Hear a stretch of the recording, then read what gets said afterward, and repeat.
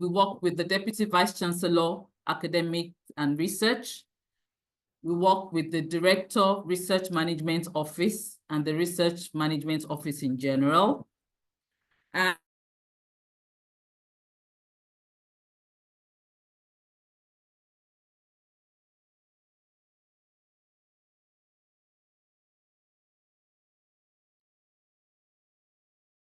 sorry, we can't hear you again. Oh, could that be?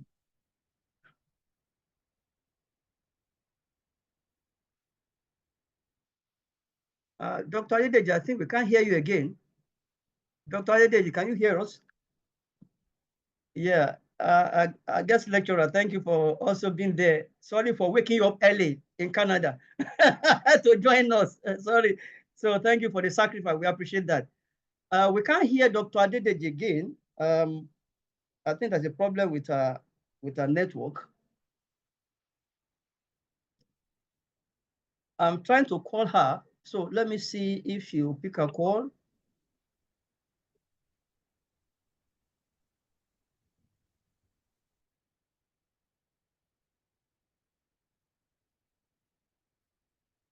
If she's having problem, I will take over. So that we can't keep the big organs waiting. Sorry, can we hear her? Because it appears, okay, she's back. Okay.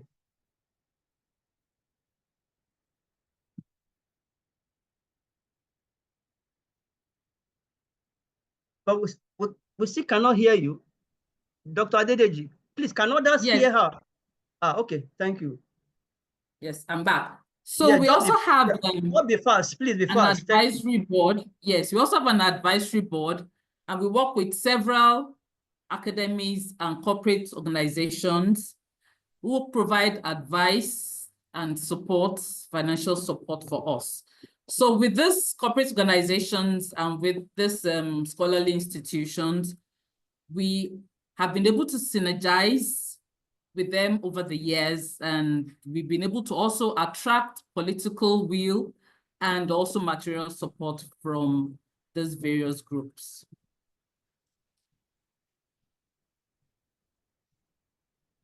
Yes, the founder and director, as you all know, is Professor Tunde Ope-Davies, the Professor of Digital Humanities, Digital Cultures, and Discourse Studies. He's a fellow of the Alexander von Humboldt Foundations and is a member of the Nigerian Academy of Letters. He's the director and principal investigator of our center, CEDHUL in UNILAG.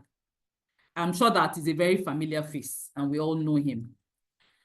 So some of us work with him. He's not alone. Dr. Moji Shodikbe of my department of English, my boss, is the first deputy director, and she's in charge of the New Media and Society Research Cluster. Also, Dr. Peter Onuh is in charge of the African Cultures and Epistemology Cluster, while Dr. Abayomi Awelewa is in charge of our research cluster for digital literatures. Yes. We also have working with us, Dr. Friday Awarawo is in charge of the Digital History and Cultural Heritage Cluster. Dr. Ayodeji Adedara, Digital Environmental Humanities. Mr. Joshua Ngbako is our ICT guru. And we also have working with us one of our former students that we all know.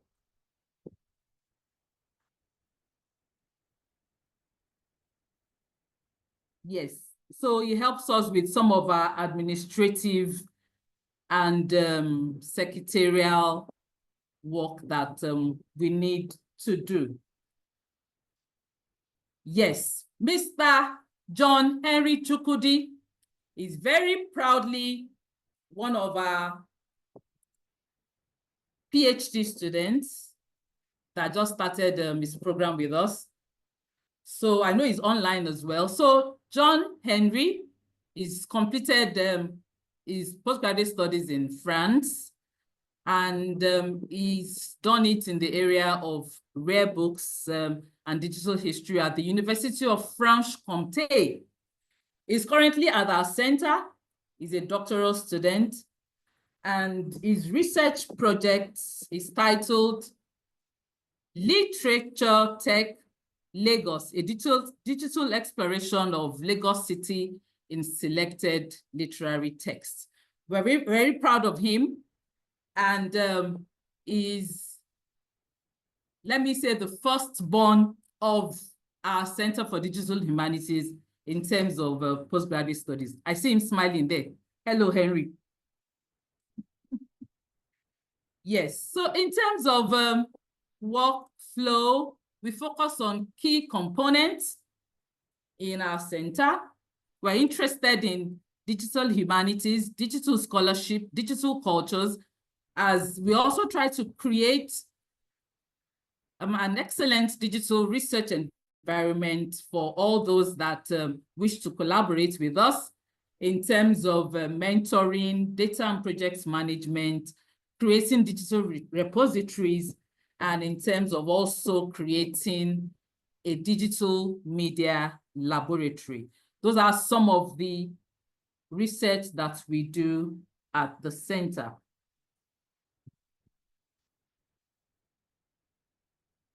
Yes, so that's our logo there.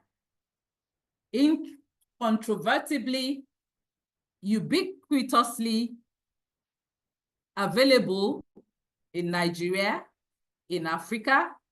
We have evidence that shows that we're 21st century global community member, and we are also witnessing an unprecedented revolution in the development of digital and communication technologies as key drivers of transformation and growth in key social institutions. Those are some of the things that motivate us. Those are some of the goals that we wish to achieve in the next few years at our center. So please stay tuned to our center. Yes, so those are some of the research clusters that we have that show our activities over the years. We've done some work in terms of digital politics and e-democracy in Nigeria and in Africa. We've done some in terms of digital public health discourse and digital health humanities, and also in literature, African cultural heritage, history, philosophy, creative arts. And we also work within the area of new media and society. We do all this in terms of 3 dimensions: training and capacity building, research and innovation, and also advocacy and community service. So you can look at, these are some of pictures of our lab, of our Digital Humanities lab at CEDHUL. We have quite a number of workstations, and we have furniture as well. Quickly, yes, that's also another picture showing us what our center looks like. Yes, let me move on quickly to some of the projects that we've been engaged in. We've been very busy engaging in research in digital political discourse, digital medical public health discourse, digital literature discourse, and cultural and social data. In terms of digital literature, we explore all the genres: poetry, novel, drama,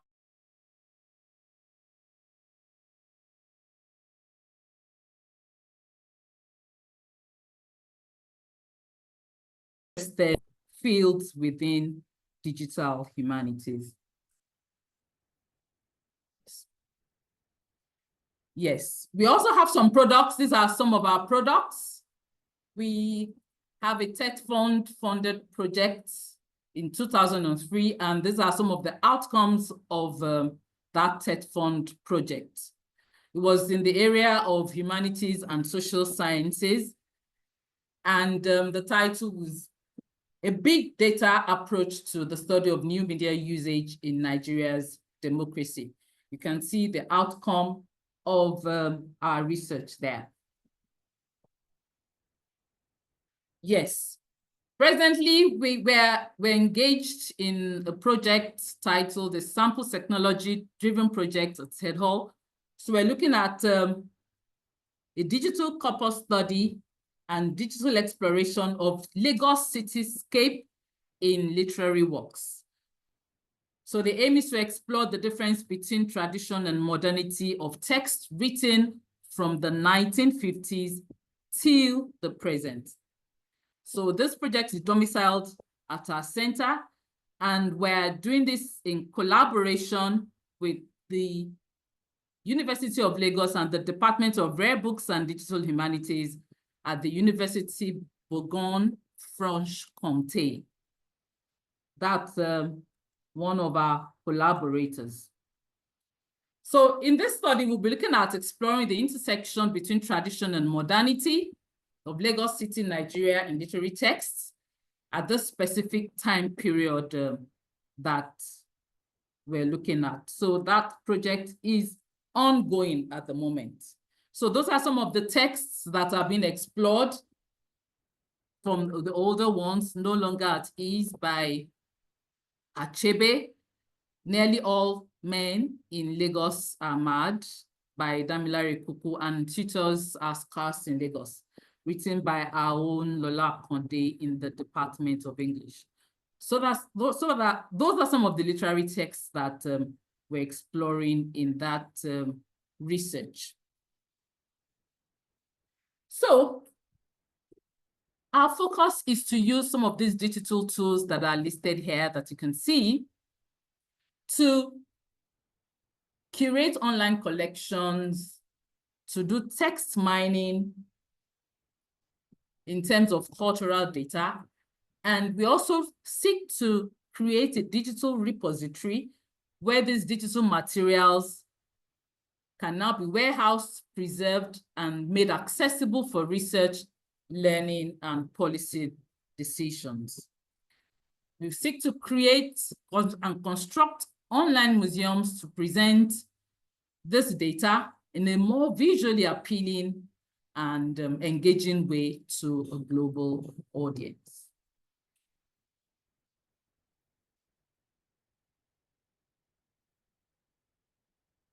Yes, so that's the map of the museums that shows the areas in which we're concentrating on in terms of digital, in terms of collection of data, and also the repository that we hope to create.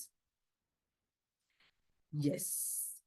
So these are some of the programs that we've had in the past. In 2017, we had a very successful Summer Digital Humanities School, which was the very first one that we had. We had attendees from Nigerian institutions all over the country, and there were over 60 of them. It was quite well attended. We also had another one in 2017, sponsored by the Humboldt Foundation, titled the Lagos Humboldt Conference in Digital Humanities. And we had guest speakers from all over the world, and it was also a very highly successful program. We had another Digital Humanities Summer School in 2018, and this time around we had over 120 attendees from not only Nigeria, but also from within West Africa. That particular program was funded by the Volkswagen Foundation in Germany. They are also one of our supporters, and we collaborate with them from time to time. Yes, these are pictures from some of the programs that we've had in the past. Yes, more pictures to show that our center has been very busy in terms of organizing workshops and seminars in order to train a new generation of researchers. Over the past few years, we've had at least one program every year. Sometimes we have up to 2 programs in a year. Yes, that's the DVC A&R there in the middle. We work under the Research Management Office of the University of Lagos. Yes, you can see some of our attendees at our program. Yes, that's another picture showing the scholars that we have at our program. Yes, in 2024, that's the last program that we've had. We had another workshop exploring opportunities and possibilities in digital humanities and digital cultures.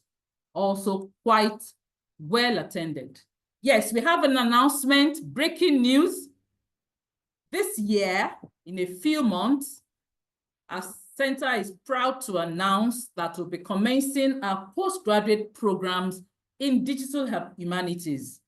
And we'll be having 3 major programs: postgraduate diploma in digital humanities, master's degree in digital humanities, and also MPhil PhD in digital humanities.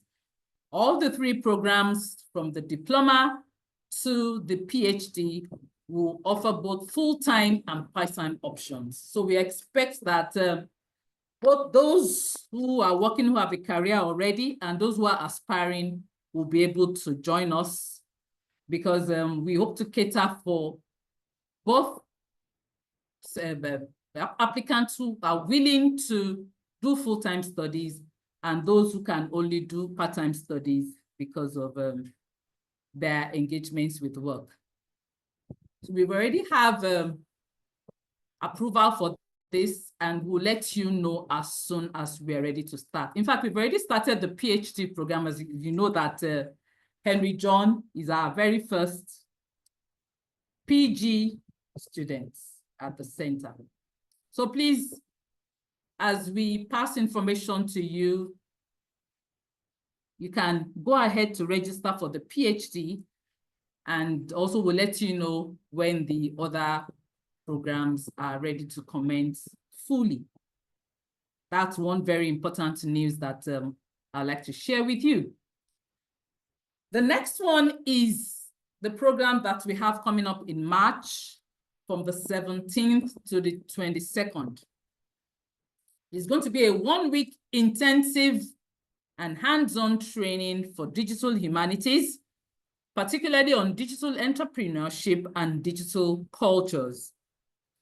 It will be held at the University of Lagos in conjunction with our Diamond and Platinum partners. And we've titled it the First Lagos Spring School in Digital Entrepreneurship and Digital Cultures in 2025. So watch out for this.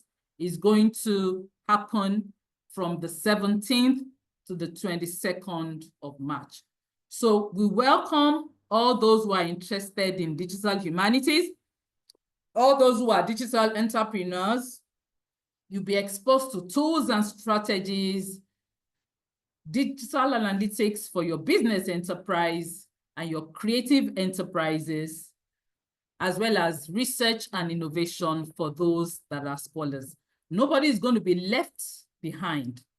So we'll also continue to share information on this program with us. As I said, it's going to start on the 17th of March and it's going to end on the 22nd. Information will also be given as to the mode that the program is going to take, whether it's going to be residential or virtual, or if we're going to have a combination of both modes. We will let you know in the next 1 week or thereabouts. The third announcement is that we are open for collaboration. We want you to join us. You can reach out to me. My phone number is on the flyer for this program. You can reach out to Dr. Shodipe. You can reach out to Henry. You can reach out to Dr. Weleva. You can reach out to Dr. Ade Dara. You can reach out to any one of us, and we'll be glad to give you information and also to let you know how you can be a part of this digital humanities project that is happening in the University of Lagos. I like to say that it's a revolution.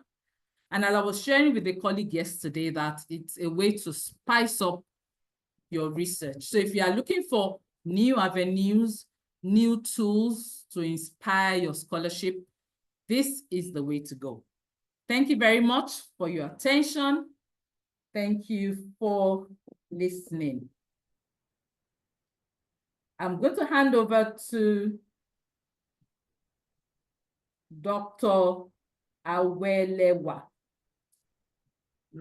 Before Dr. Awelewa comes up, thank you, Dr. Adedeji. Please, you can just bring down your screen so that I can share my screen very quickly. Okay, sir. Okay, sir. Thank you. Thank you for introducing the center to all our attendees and to all our colleagues. Once again, dear colleagues, I want to welcome you to today's special program. As you can see, we have a guest lecturer from Canada who is on standby and ready to serve us the sumptuous meal that he has prepared for us. But before he will do that, I will just kind of update your knowledge or remind you when we talk about digital humanities, and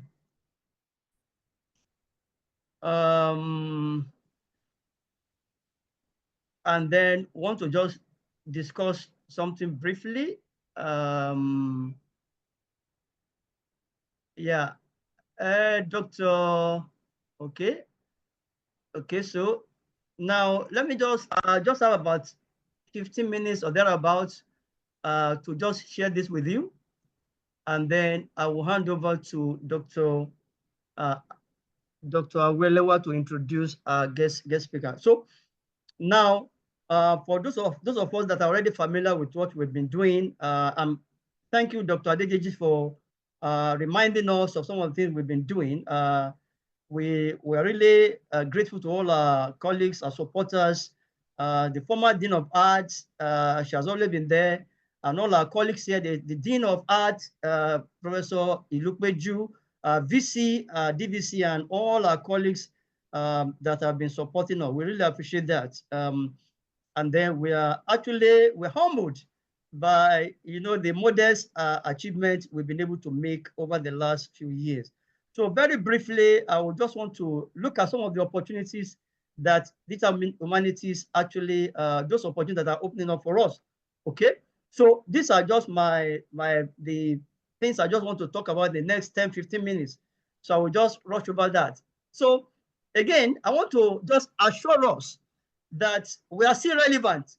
No matter what is going on around us, the threat from STEM and all the people are harassing us, we are still very relevant. Why are we relevant? Okay, because our disciplines have remained useful and relevant in modern societies, despite the challenges confronting us. We remain crucial for a well-rounded and functional society.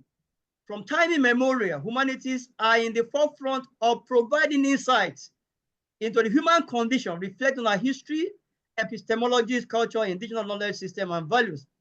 In fact, our discipline gives us best clue to self-understanding.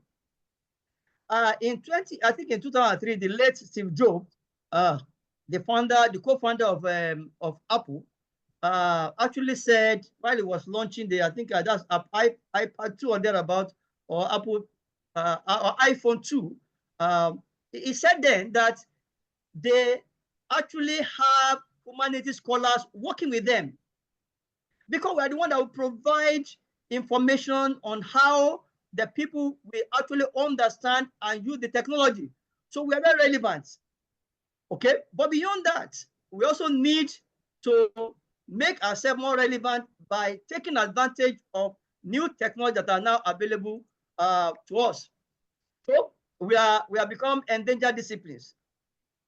All the challenges facing us.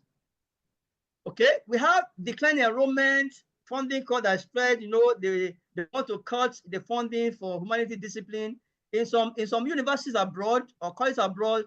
In fact, they are closing up some departments of some programs in the humanities. So there's overemphasis on STEM discipline and other challenges. Technology is, however, redefining, reconfiguring, and rejuvenating humanities. So the emergence of digital humanities has helped us to provide tools and techniques to handle the challenges and provide new opportunities to increase our relevance and our usefulness. Okay, so by integrating new technologies such as AI, digital tools, of course, our speaker will be talking about that later on, we can provide new opportunities to retool and re-energize the humanities disciplines. So as the digital landscape continues to evolve, embracing principles and practices for effective development of digital humanities will become imperative for us as scholars in the humanities. If you want to be relevant and to thrive and to be successful, we must learn these tools. We must learn this technology, and we must know how to apply them to improve our scholarship and our research and our relevance in the society. So digital humanities has transformed the way we approach humanities research and scholarship. Through computational tools, scholars can now analyze vast amounts of text, uncover patterns, and gain deeper insight into the works of authors. This interdisciplinary approach has enriched humanities data analysis, bringing a new dimension to the study of language, culture, and society. So it offers us theoretical, methodological, and socio-technical framework to revitalize and re-energize the humanities. It explores how the interconnection among the fields of computer science, digital technology, and the humanities can provide theories and techniques and tools for innovation, for scholarship towards accomplishing social good, cultural renaissance, and social re-engineering. I won't be able to explain all that. Some of my publications, you can actually access them online.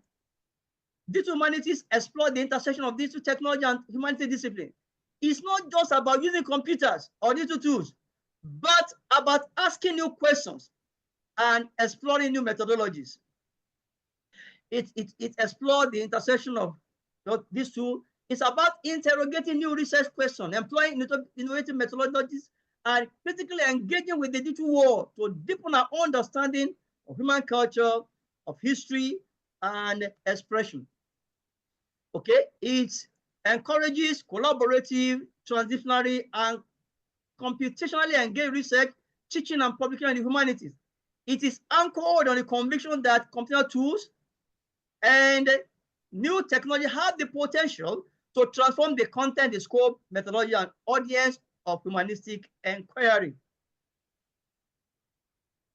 This humanities has transformed the way we approach humanities, okay?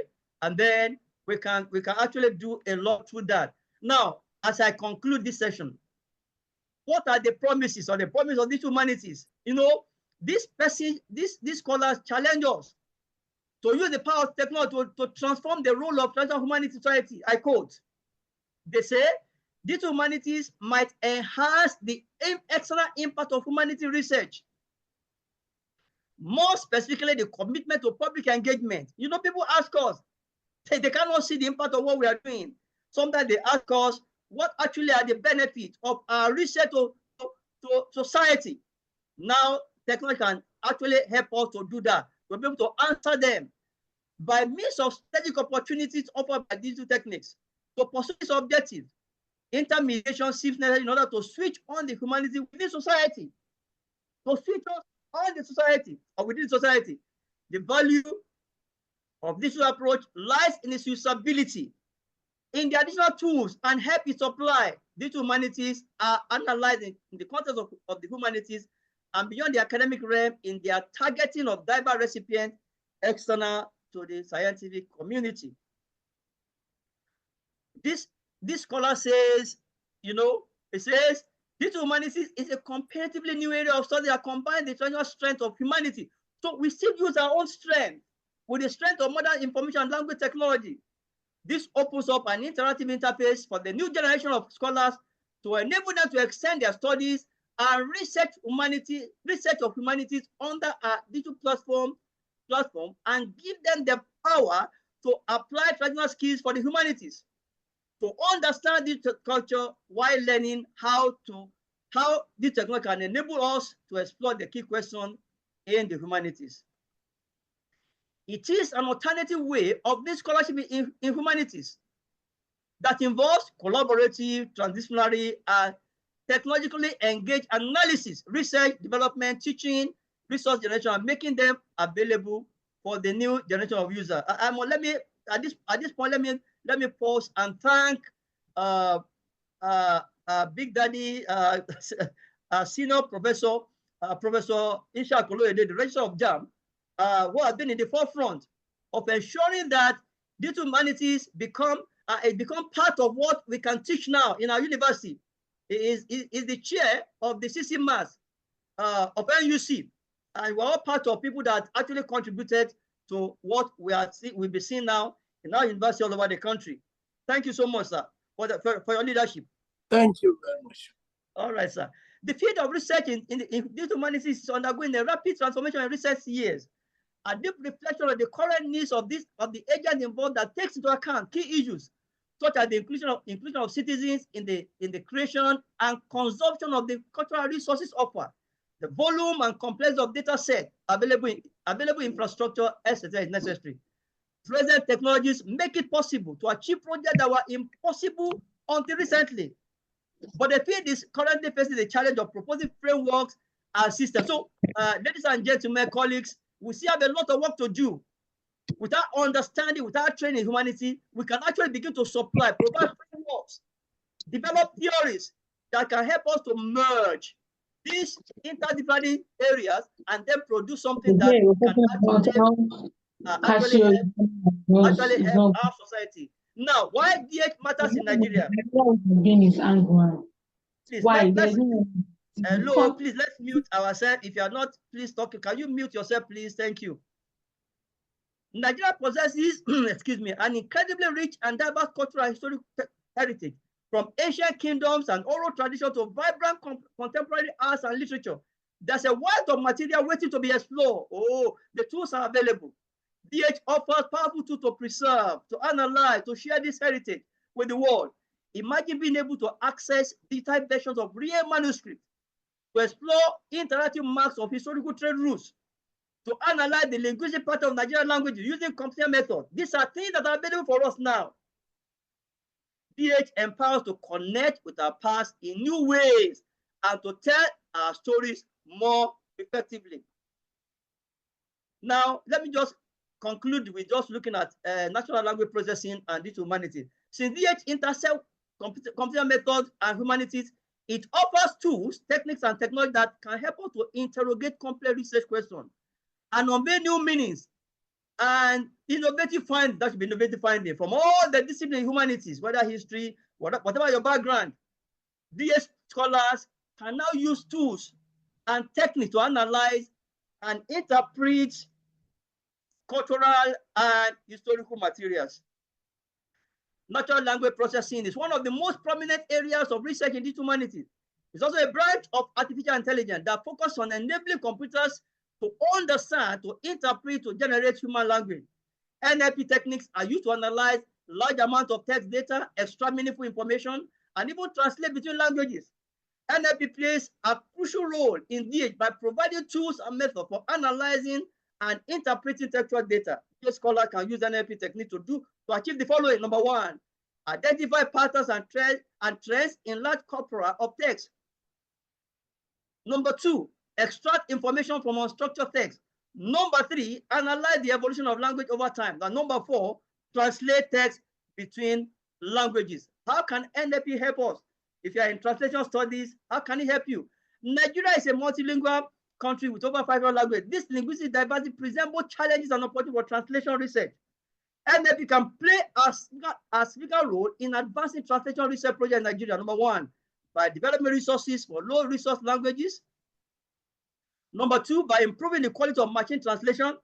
Number three, by facilitating cross-lingual communication, among others. By preserving and promoting linguistic diversities. What are some of the projects we can actually embark on? We can do developing machine translation system for Nigerian languages.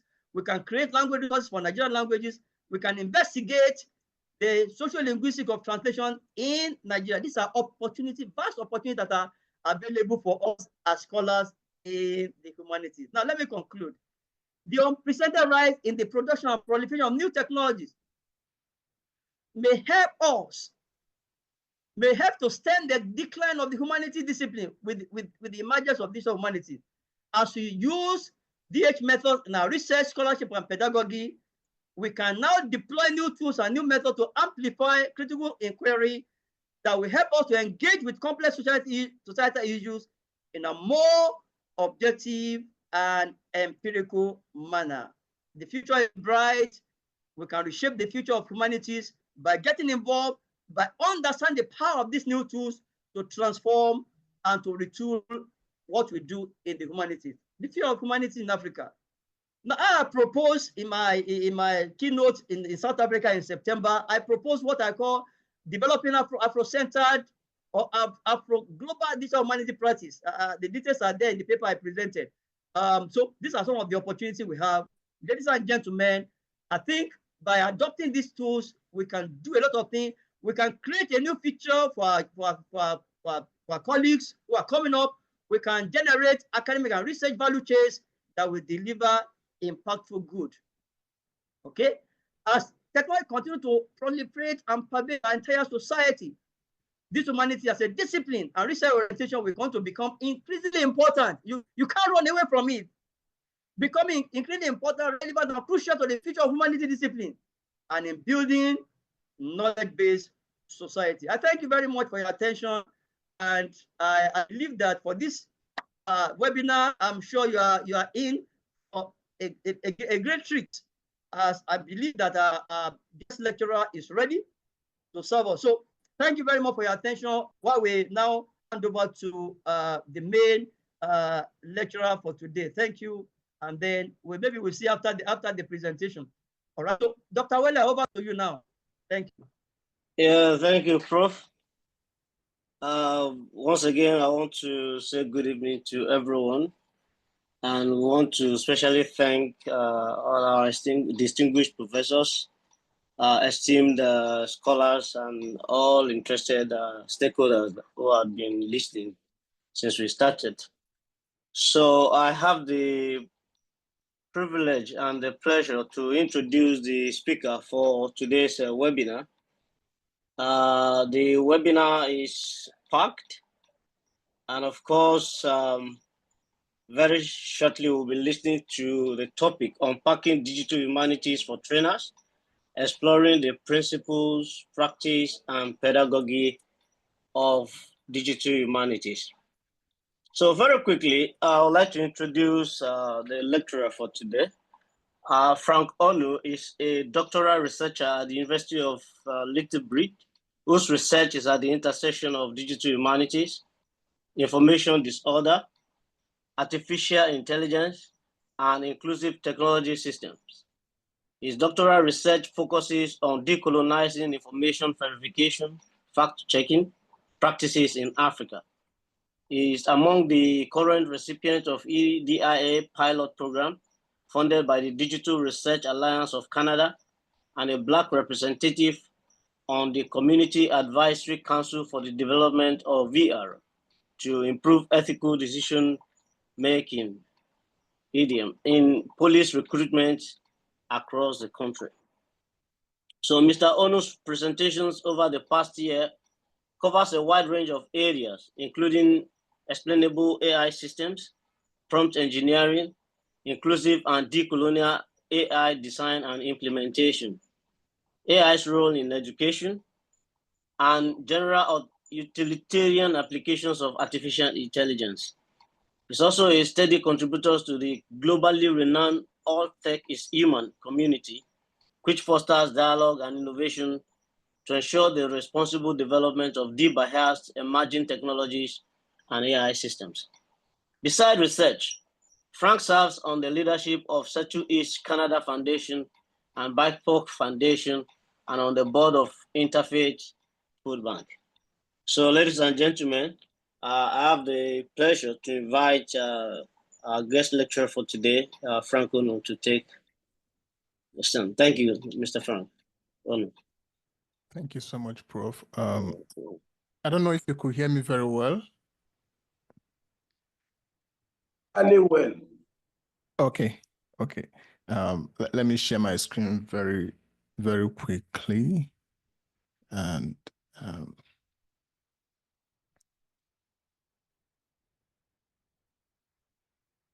can you see my screen now? Yes. Clear. Clear. Okay. Okay. So so thank you so much, Prof, for this opportunity to to present in this session, this webinar session. I'm one of Prof's academic sons. I still remember the first day I came to Unilag and I met him and we had a chat, and I attended the summer school at the center, and since then, of course, here we are. Before I moved to Canada for my doctoral research, which was, played a very huge role as my mentor, in that entire process. So, seeing how far the center has gone is really a huge encouragement to us. And I'm really happy with where the center is currently, and we know there is a lot, much more for us to do. So just very quick one. So basically what, before I go on, basically what my research is about is basically like, it's really decolonizing misinformation verification practice in Africa. Currently, for instance, all the fact-checking organizations we have in Africa, operate with a model that was given to them by IFC, and which is International Fact-Checking Network, where they follow that particular model, sort of hook, line, and sinker to verify misinformation. And my major argument is before all this issue about information verification became a top issue, globally, Africans and every community have a way that they verify misinformation, right? And so I'm finding out how do they verify misinformation, and then turning all those, processes into a system, to have a model that can help to create a more intelligent, cultural sensitive, automated, misinformation verification that is more sensitive to our cultural mores and our reality, as opposed to just taking what we are giving hook, line, and sinker, to implement in our own context here as scholars. So I'll just move on to the presentation. I won't spend time again on this particular slide here because Prof has talked about it already. I said a lot about DH already. But I think of highlighting this particular quote here by Kathy Davidson, which was made as far back as 2008. That in a time of paradigm shift, moral and political treachery, historical amnesia, and psychic and spiritual turmoil, humanistic issues are central. If only funding agencies, media interests, and we humanists ourselves will recognize the momentousness of this era for our discipline and take seriously the need for our intellectual centrality. First thing to think about here is if this kind of urgency was raised as far back as 2008, we could imagine where the field has been at this current time, where we have a lot of AI systems being developed virtually every day at a massive speed and rate that is almost impossible to catch up with anymore, that DH has become practically inevitable for us to integrate in virtually every sphere of our academic endeavors. It's no longer something that is just left for DHers or digital humanity practitioners. No, that every discipline should bear in mind how do we integrate DH perspective or views in what we are actually doing. And so that's why I'm very happy with this particular program currently. And as we know already, of course, DH allows us to borrow from all fields. For example, I studied English language in my BA, in my MA, I studied English language, though linguistics kind of focus. But I work with people who are in different areas currently, who are in law, who are in psychology, who are anthropologists, and we're doing all kinds of research with different people bringing in their perspective. And what happened is at the end of that kind of research, the research is able to reach very much broader audience, and different stakeholders are able to see themselves within that particular discourse and see what's important for them to pick, from that particular kind of research, as opposed to a siloed kind of research that might be kind of overly technical per se and targeting just a particular, limited group of person. If you notice, currently research is becoming much more interdisciplinary or multidisciplinary at this current period for a wider and better reach. So why does DH matter? Why is it even important? Well, I think DH divide is no longer just about access to computers, right? It's now about access to knowledge, to skills, and representation in the global digital space. So in Nigeria, for example, we see this divide in multiple ways. We have limited access to research tools, inadequate training in digital methodologies, and the marginalization of African perspectives in global digital discourse, which I'll talk about eventually very much later. And so the challenge is not really about infrastructure per se, but that of power. So who controls the digital narrative? Who sets the standard for knowledge production? So when Nigerian scholars, for example, are left out of digital humanities, we see that AI development or computational social sciences or histories, languages, and intellectual contribution definitely will remain invisible. So our goal must be to really equip ourselves with the necessary skills to engage in digital scholarship and to challenge the structures actually that keep our knowledge systems at the periphery. And this really means that, as DHers, we must prioritize African problems and methodologies. And I strongly think that this is one way we can become active contributors in shaping the future of digital knowledge.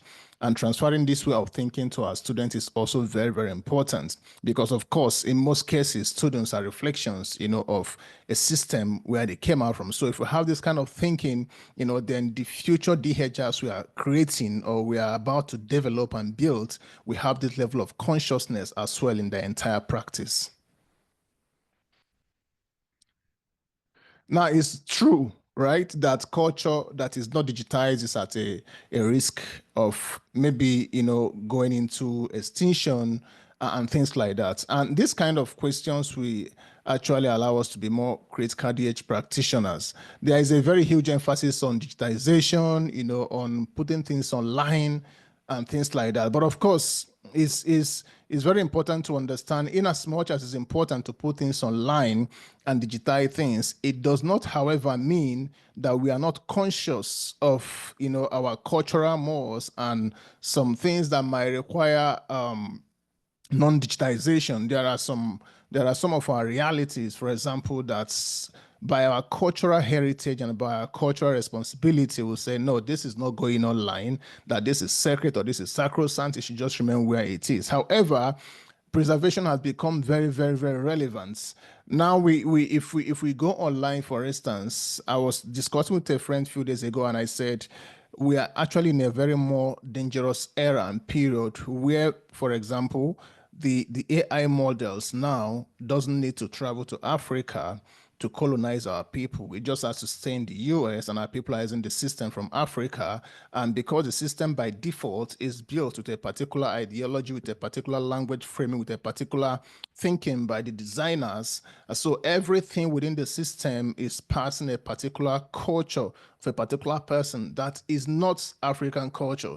And so we see our people automatically aligning their thinking, aligning how they respond, how they write. Initially before, last 4 years, when I'm reviewing a paper, for instance, I could easily know that an author is from Nigeria because of the peculiarity of Nigerian English. But currently, that has almost disappeared because virtually many persons are now using, ChatGPT and other writing tools to kind of write. And so you can no longer even see those language peculiarities in what they're actually producing. Right. And so preservation is only half the battle when it has to do with DH. Accessibility matters a lot. So too often we see African knowledge that is locked behind paywalls or controlled by Western institutions. So who owns the right to Nigerian histories digitized by European universities? Who decide how a Nigerian archive is categorized in a global database? So you see that preserving Nigerian cultural heritage means taking ownership of our narratives and ensuring that our history is not just digitized, but remains in our hands. And it's available to our scholars, our students, and our communities when they need it. Now, amplifying Nigerian scholarship in global academia. So the academic world, of course, operate on digital infrastructures. We have journals, repositories, conference databases that favor Western institutions. I had publications I did in Nigeria before moving to Canada, but some of them were with journals that do not have online presence. And so only those who buy the hard copy, for instance, of those journals could ever know I wrote anything about it. And of course, they say that attention is currency. And so we need that attention. A researcher at Harvard, for example, has automatic access to thousands of journals that a professor at a typical university in our country may struggle to really afford because we don't have that subscription to those journals. So a Nigerian scholar publishing in an African journal may really receive little international recognition, while a Western scholar who is writing about Nigeria in a high-impact journal is celebrated as an authority.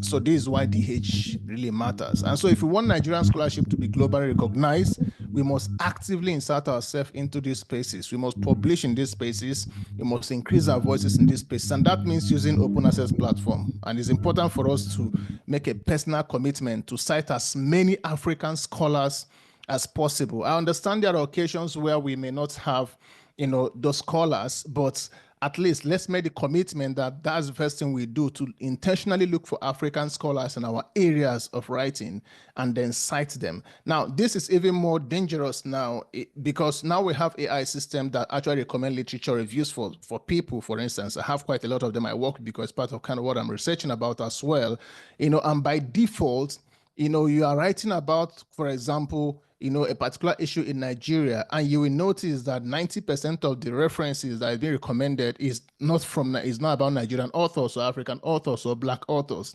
So if we are not critical, then we'll just go on citing those works. And what happens? We have our scholars who are written in those areas, but because we don't look for them, we keep citing Western-centric authors and then silencing our own authors at that same time. And these are simple ways of increasing the visibilities of what we do, as DHers in this particular new and continuously emerging space. Oh, sorry, I went back.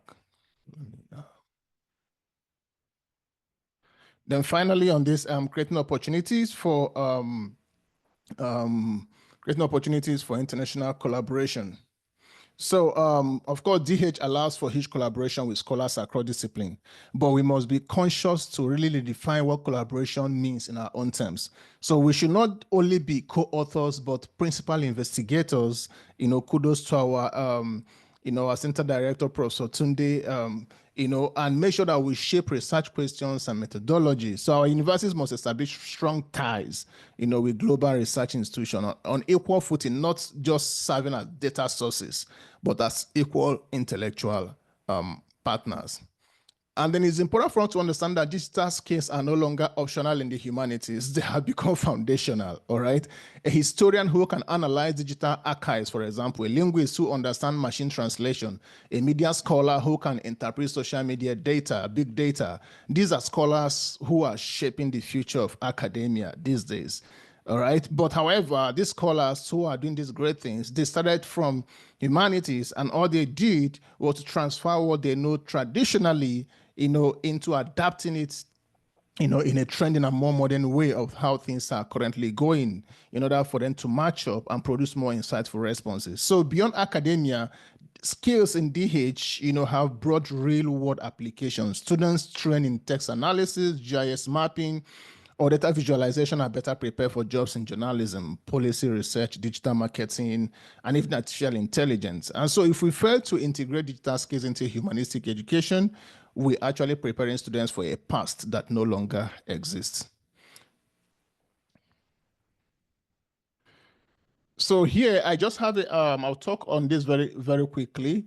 So here we'll see what next after DH degree, because it's very important for our students to really understand what DH can offer them, for instance. So if you look at this UCC page I just screenshotted and I put here, you could see that they have graduates in DH who are working with Oracle, who are working with PwC, who are working with Microsoft, who are working with Avia, and this is to further cement what Prof said initially, about DHers working in different areas. Again, their area of expertise might be different, but if you look at this, just a few lists I have here, there are quite a lot of them. And you could say that each of these lists here is an area that somebody could develop strong specialty and expertise, as a DH scholar. So it doesn't mean, that when somebody is studying digital humanities, that they are just restricted to some specific areas of career eventually after the academic pursuit. No, they have quite a huge opportunity for them. You could see here I have social impact entrepreneur, and the center is going to have, a session on this, and I think in March. So there's a lot of career opportunity for people in digital humanities. The world has gone massively digital and AI, and so it's become irresistible. People are looking for, currently now, for instance, one of the top skills that people are looking for in AI industries are two major set of people: prompt engineers, for instance, and then people who are humanists that can help them identify the biases in AI system, the humanistic perspective in the models, and all those kind of things. And so DHers who actually know what they are doing could leverage in those skills, of course, depending on where their interests, actually lie. So for a DHR, there is no ever a time they will become irrelevant. They will just keep, transitioning and upgrading themselves, as a field, continue to upgrade and emerge. So it's a huge opportunity for us to actually leverage, and I'm happy that we're already, doing this at a national level. Now, I'll quickly share this briefly. So I'm privileged to be leading a group here in Canada where I got licenses. DataCamp, by the way, is an organization that offers people access to learn different tech skills, a lot of them AI, Python, just name them, all kinds of tech skill, career path, get their certification.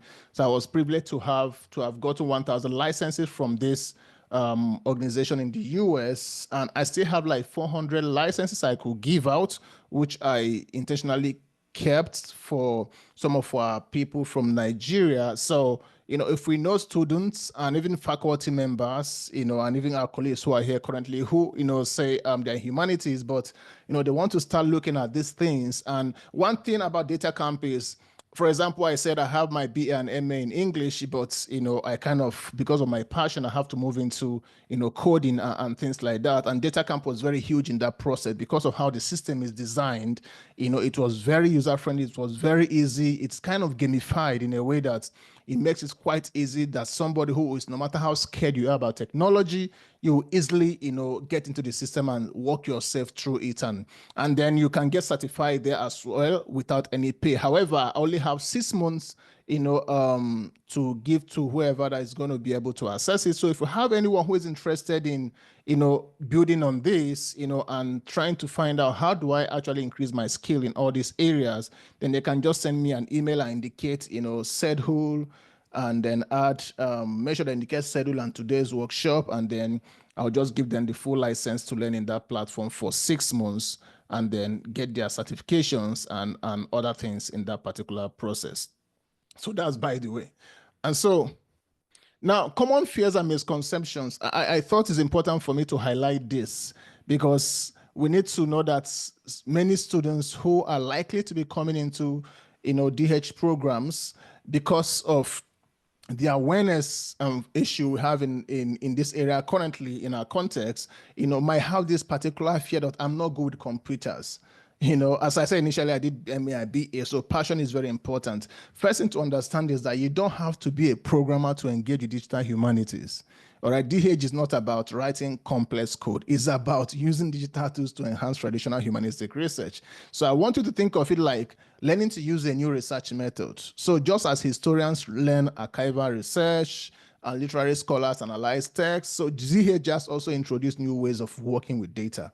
So tools like, which I saw when Dr. Ope-Davies was presenting, tools like Voyant, Omeka, and Google Ngram do not actually require any coding at all. So the goal is not merely to replace traditional methods, but to actually expand our possibilities. And like Prof said, to help us see new ways of thinking around the problems and generating new methods of dealing with the issues. So for example, if you can use Microsoft, you can learn simple text analysis tool. If you can analyze a poem, then you can analyze patterns in thousands of poems using digital tools.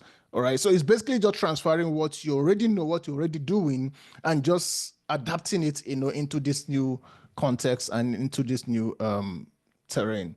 And then this isn't real humanistic research. So I've also, seen people kind of say, this is not really, a humanistic research. Well, DH is not separate from the humanities. It is the humanities adapting to the digital age. And that's the easiest way to say it. So research questions remain the same.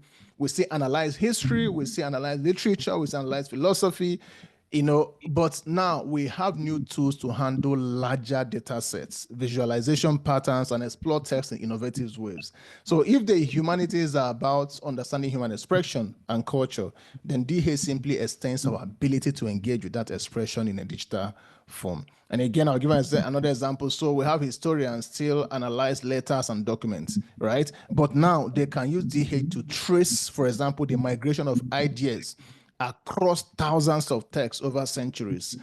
Have literary scholars, for example, who are still interpreting novels, but with DH, they can analyze linguistic patterns across the entire literary movements. Somebody could pick the entire work of Soyinka, for example, entire work of Achebe, or entire work of, all the post-colonial scholars, for example, or pre-colonial scholars, for example, and pick a particular phrase and just analyze it across the entire work, and then see something that is so outstanding, from which a theory could be developed or a theory could be built that could actually help expand, the scholarly community and the engagement we have. We don't have enough resources. Now, this is a common one that people say, we don't have enough resources. Of course, lack of resources is a valid concern, but DHS or digital humanities can be done with minimal resources, actually. So we have many powerful DH tools that are free and open source. So we have a lot of access to many of those tools. I'll share the resources, some of them eventually later, and it's important for us to have those in mind. They say where there's a way, where there's a will, there is a way. So resources definitely is a big issue, but that can be the major reason, why somebody doesn't start. We have to start with the resources that are available. And then when we start with resources that are available, one thing with DH is you start with the resources you have, and then you could be surprised that the way you deal with that particular resources will open a door for funding for you to interact with resources that you don't have. Now you are justifying what you need funding for accessing that particular resources, having shown expertise or strong strength, in the one that you are already using or in the one that you have. Then DH is just about digitizing books and archive. I've also heard about people making this comment, which is not true, of course. DH is not only, digitalization is just one aspect of digital humanities, right? DH is about interpretation, analysis, visualization, and not just scanning documents and things like that. So why digitization, of course, is important, DH allows us to really explore these materials in ways that were never possible before, which I'm still going to show later. So it enables us, for example, to map historical events, analyze linguistic shifts, detect hidden biases in text. And so the real value of DH is really in the ability to task or ask new questions and then make new discoveries through computational methods. Then this is a very common one, is too complicated. Now, these are concerns you are likely, or fears you are likely going to see students raise, which are very valid. And so knowing how to address them is important, to keep people coming into these programs. And so like any research method, digital humanities has a learning curve, right? But it's not as complicated as people really assume. Many DH projects begin with basic tools that require no programming at all. So the key really is to start small. Text mining a few novels instead of an entire corpus, for example, using Google Ngram instead of complex AI models, or even analyzing social media trends instead of building a custom data set. So the goal basically is not to replace traditional research, right? It's to enhance it. So people need to see how they could actually use the things they have already and then just start building in that particular area. And then lastly, digital tools will replace traditional humanities. There is a scare and fear that, hey, this is going to replace us. I tell people that AI is not going to replace anyone. AI will only replace those who don't know how to use AI, right? And so digital humanities does not replace traditional humanities at all. It strengthens it, actually. The core values of the humanities remain the same, like Prof said. It remains the same. Critical thinking, interpretation, historical understanding, and of course, collaboration across discipline. It's these three things I mentioned now. It doesn't matter the discipline where someone is, these three things are required in those disciplines. There is critical thinking, there is interpretation, there is historical understanding. For example, AI has gotten where it is here because of the historical understanding and the history of where it started that people kept building on, to lead to where we are today. And those perspectives are things that humanities scholars bring in, while the technical guys, in quote, bring in the technical coding part of it and the rest of them. And so the collaboration there is quite very, very huge.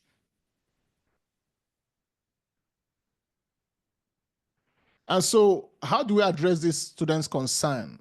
How do we really address this students' concern? Well, first is by clarifying the relevance of DH, which I mentioned initially before. We have to connect DH to students' career aspirations. They need to see that, hey, there's a career for you here. You could finish this program and go and work with PwC. It's possible. But how? It depends on the area you specialize, all right? There are skills you are going to acquire in this program that will be hugely sought after in different places in the world. You could finish this program and stay in Nigeria and you're working for, a big firm, a tech firm from US or for whichever country, and while you're actually in Nigeria. So that possibility is there and they have to see that possibility. So if we don't clarify the relevance of DH to them, then that fear will not be abated. Right? And then demystifying tech and coding fears. I've stated this one before. So we have to start with low tech tools. We can't bring people into DH, who are coming from pure humanities, for instance, and then we're introducing them to, strong tech tools or strong coding like Java and the rest of them. It will feel very intimidating and they could actually just drop out, or withdraw from that learning. So we have to start from where they are to be able to actually capture their interest, and they just scaffold and just grow in that particular way and see that, hey, this is something I can actually do. There's nothing so mysterious, about this. So we have to demystify tech and the coding fears that they have. Sorry, why did I keep going back? Sorry about that. Let me quickly. Okay, so emphasize critical thinking. Now, if you notice, the things I'm talking about here are things that are very common that every student can actually have. So we have to emphasize critical thinking over technical skills. It's very important in DH.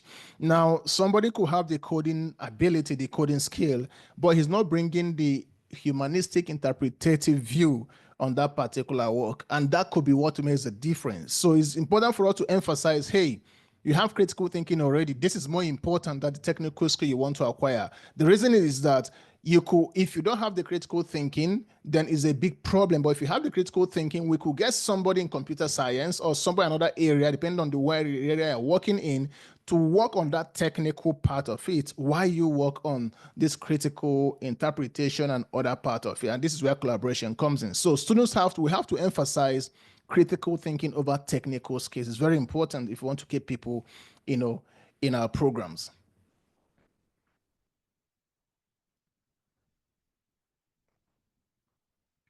And then create a gradual learning curve. Begin with hands-on activities before introducing theory. All right, use step-by-step tutorials and encourage peer learning. It's very important. Let's begin with hands-on activities before introducing theories. All right, I understand there are people who could learn from theory to hands-on, so we have to understand our audience, actually understand our class. One of the class I taught here, what I did from the first day of even before the class was send, a survey to the students, a very simple Microsoft survey to them to understand how they learn better, how they want to be communicated to, and things like that. And that allows me to be able to, recontextualize what I'm going to teach them and know the few people that I need to give a special kind of attention on based on how they learn. For example, I have a student, for instance, who is not very good per se at writing, for instance, but extraordinarily good when she or he speaks. All right. And so what I did was to grade such a student by virtually recording her exams and in forms of speech and things like that, because I don't want to put her in the same framing with everybody And interesting thing was that she was one of the best students in the class, actually. But if I put her in the same frame with everybody and say, hey, you must give me your, your learning, whatever, in writing and things like that, then I won't be able to actually see the best from her. And then that will actually demoralize her. And she'll think that she's not intelligent, whereas she is, just that she doesn't learn the way other people learn. And it's very important for us to actually understand this gradual learning curve and integrate it in our entire program. That is one of the ways we will be able to maximize the different gifts and talent that our students are going to develop or express or show while engaging these kind of programs. If we put every student in the same cage and trying to measure them by different metric that maybe one A that is a genius is manifesting, then we are bound to lose a lot of students in the process.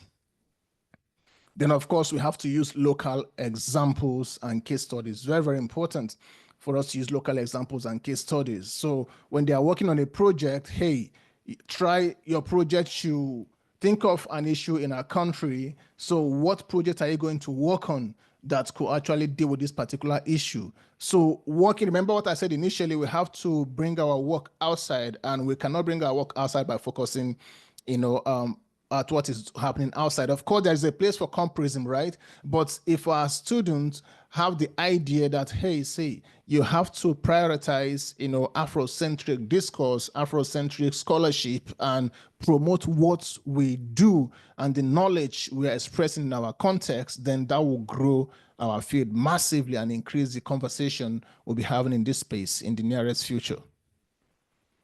And then finally, collaborative learning. Collaborative learning is extremely, extremely important. Now, I have a link here. Of course, I'm going to share this slide with Prof eventually later. And mypast or framepath.org is a free platform, where students can collaborate. You could give 5 or 10 students, some work, not just DH, but even other things they are doing, and they could be collaborating their life. You could see what they are doing. If you want to see what they are doing, you could see the time when everybody is putting in their responses and things like that. And so it's a very great tool for collaboration, for students to work in group and for them to put in their ideas and things there and just make them more comfortable in this new sphere to know that, hey, you can work on this with somebody else and just be comfortable with it. Finally, so it's going to last, offer personalized support. Personalized support is very important because, again, this is an area that many people are not very familiar with and not very comfortable with.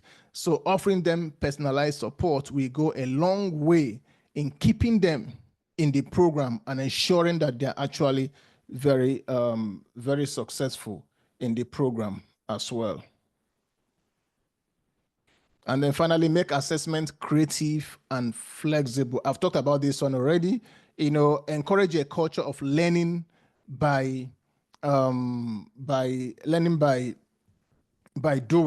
All right. So you have to normalize mistake, make assessments flexible, normalize mistake, allow people to scaffold in their learning journey. And as the faculty member as well, see also what you can learn from them. I learn a lot from people I think I'm teaching, and there's a current student, for example, just on a webinar, he participated on a webinar, but just a single question he asked, and I reach out to him eventually later. I say, what made you ask this particular question? And of course, we're collaborating on a particular work together now, so we have to also, when students see that kind of engagement, it actually encourages them. Wow, so it means I'm on the right track. It means I'm doing something really amazing and something really good, so we have to normalize mistakes and experimentation.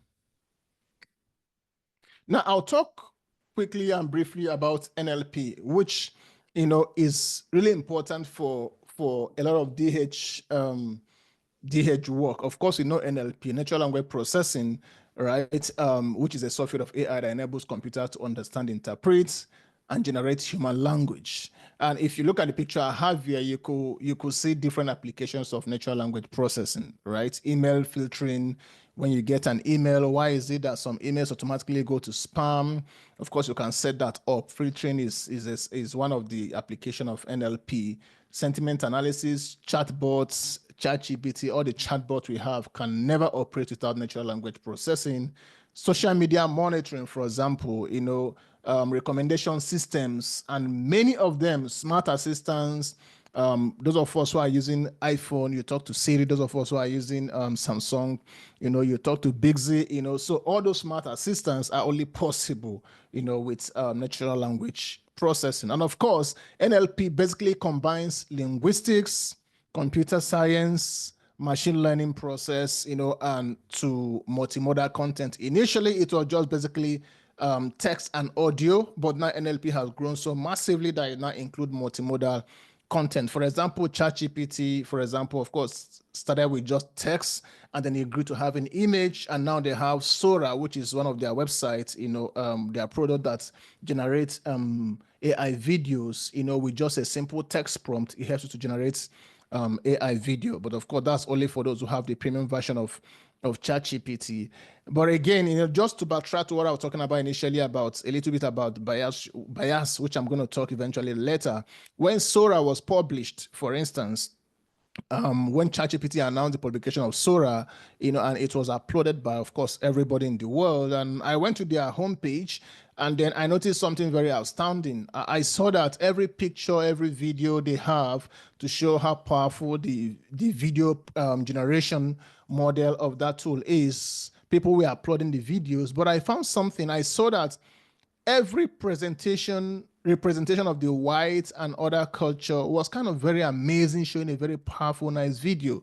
But the only and single representation of black was showing kind of a picture of penury and a picture of poverty. And so I took a screenshot of that. Of course, I tagged them in a message I broadcasted online. And then after like few minutes, immediately they removed that particular black video and replace it with something else. But again, now the replacement is not the issue. I saw people saying, I'm happy that they have been able to replace it, but that's not the issue. The issue is that the design of the model was flawed traditionally. And so the model sees Black, sees Africa, sees our conversation from purely that lens of penury, that lens of poverty. And that's why it's important for us to develop our own systems, because if we don't, then the system we have now has a default setting. What ChatGPT Sora showed in that video was what their default setting. So the replacement is just somebody just going to replace and put a new video there. It doesn't mean that the default setting has actually changed. And that's why the bias is still even showing up consistently, depending on how you actually just change the prompt. And so machine learning is natural language processing is very, very important for DHers, as I'm going to talk about that even much more now.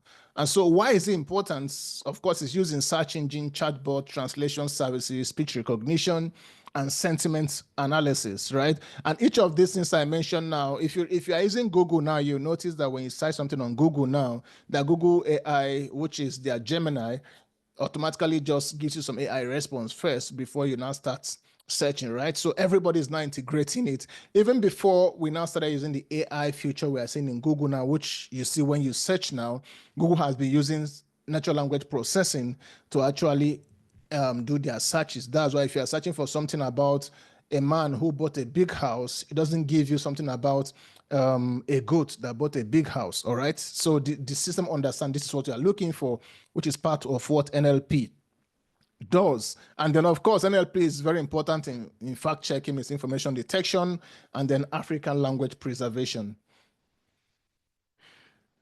Then very quickly, I will just talk a little bit about this. Now, this is Farito. He's a 21-year-old boy, who dropped out of University of Nebraska and opted for what they call the Thiel Fellowship, which usually grants young people $100,000 to build new things instead of sitting in a classroom. All right. And so for centuries, historians and archaeologists had wrestled with one particular papyrus scroll from the ancient Roman town of Herculaneum, which alongside Pompeii was laid to rubble by the eruption of Mount Vesuvius, I think in 79 AD or thereabouts. And so this particular text was considered unreadable due to scroll being badly charred. And so they have been putting this scroll out for years and then asking who could actually say what is written on this particular scroll. And it's called Vesuvius Challenge, which is basically meant to help people find out, look at those scrolls that are unreadable and then decipher what is in it, And this young boy of 21 years old used natural language processing, of course, very advanced algorithmic coding to find out what was written on this particular scroll that people have been looking for. What is in this for 2,000 years? And of course, he won an award of $700,000. Currently, he's among the young guys who are in the Dutch team with Elon Musk, and doing the kind of the work they are doing in the US currently, with USAID and other things like that. So he's among those guys in that particular team. Of course, many of the guys in Elon Musk's team are basically 29, 21, 19, 18, 22, and things like that. And so I highlighted him just because to show all the possibility of what NLP can do. Who knows, what is lying down in our archive, and some things that NLP could actually help us unravel, that because we're not leveraging it, we are yet to actually, find them. But even in our own local context, we have Saeed Aziz. I just came across Saeed Aziz, this post about, I think yesterday or 2 days ago, who is a Unilag student. So Prof have to find this guy,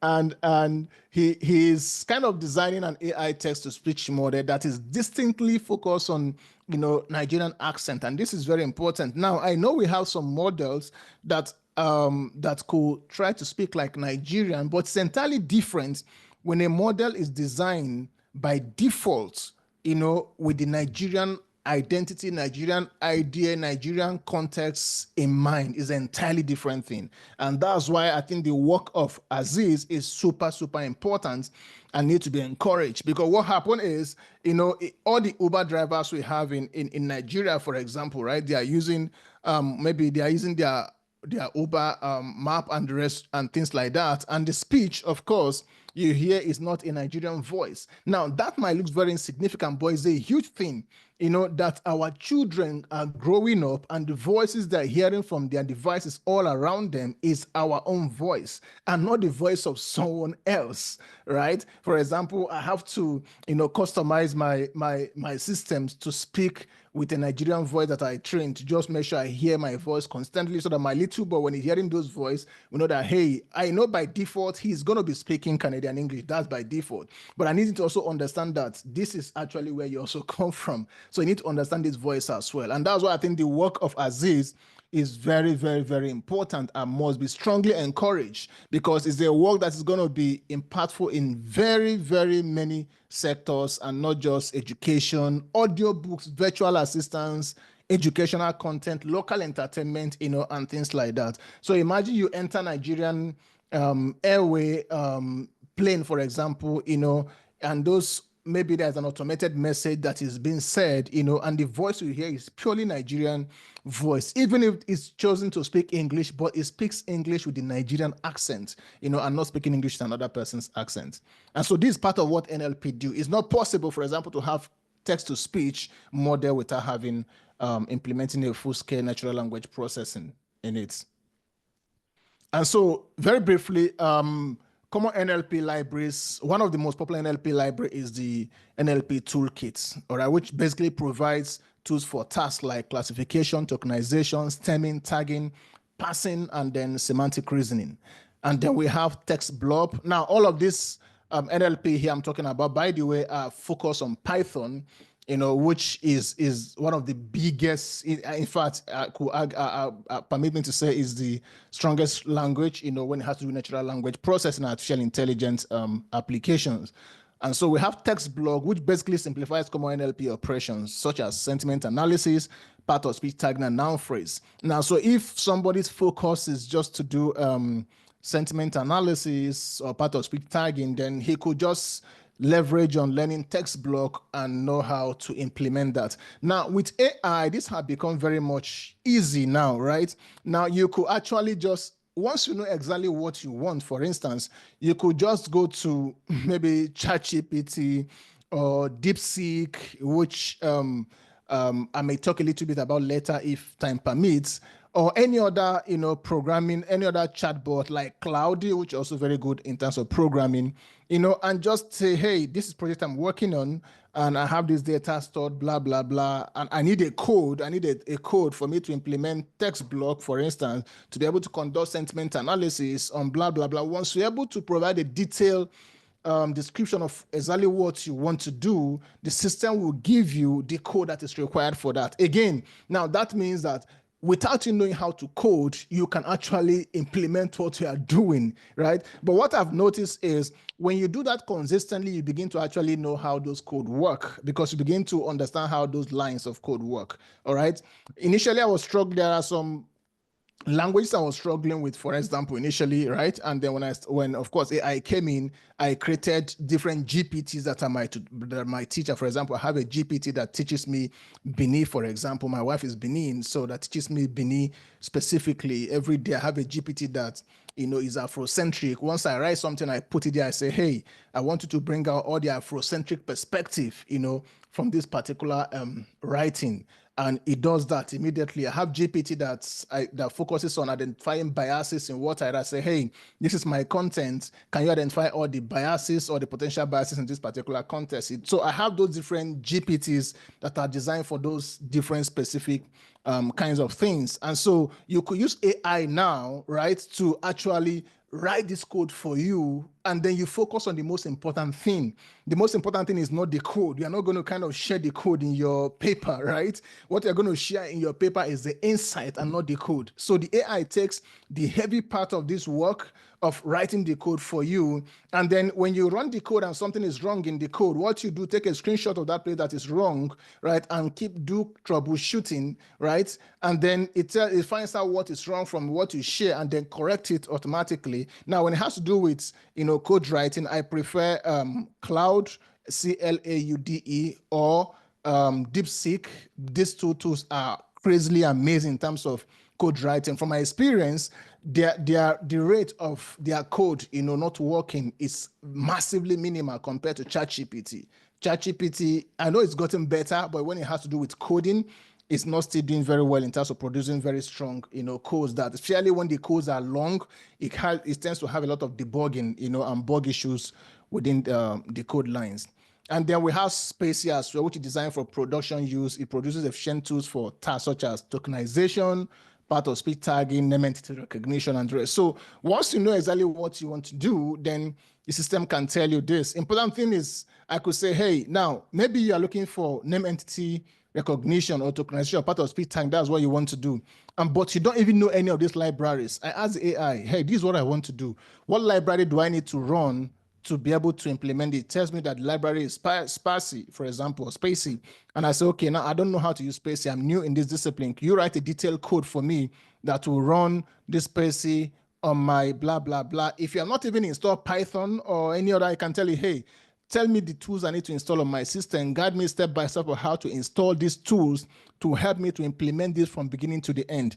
Now, you could also ask it to take a scaffolding approach where until you implement the first step, you can go to the next step. So it will, once you finish the next step and tell it you are done, you can now move to the next step. So you can do all the things. And this is also a skill that is important for us to transfer to our students as well, because it has become massively inevitable. And then we also have polyglots, of course, which, as the name is, supports extensive multilingual applications. Of course, I know that many of our languages are not here. And so what happens is that when you are building things like this, and you notice that it doesn't recognize our language, then you have to start building what in Python we call dictionaries, and then begin to put many of those languages and many of those terms, and then giving them their meaning, so that your own model or the work you are doing will be specifically, you know, focused on addressing the issue you are actually focused on.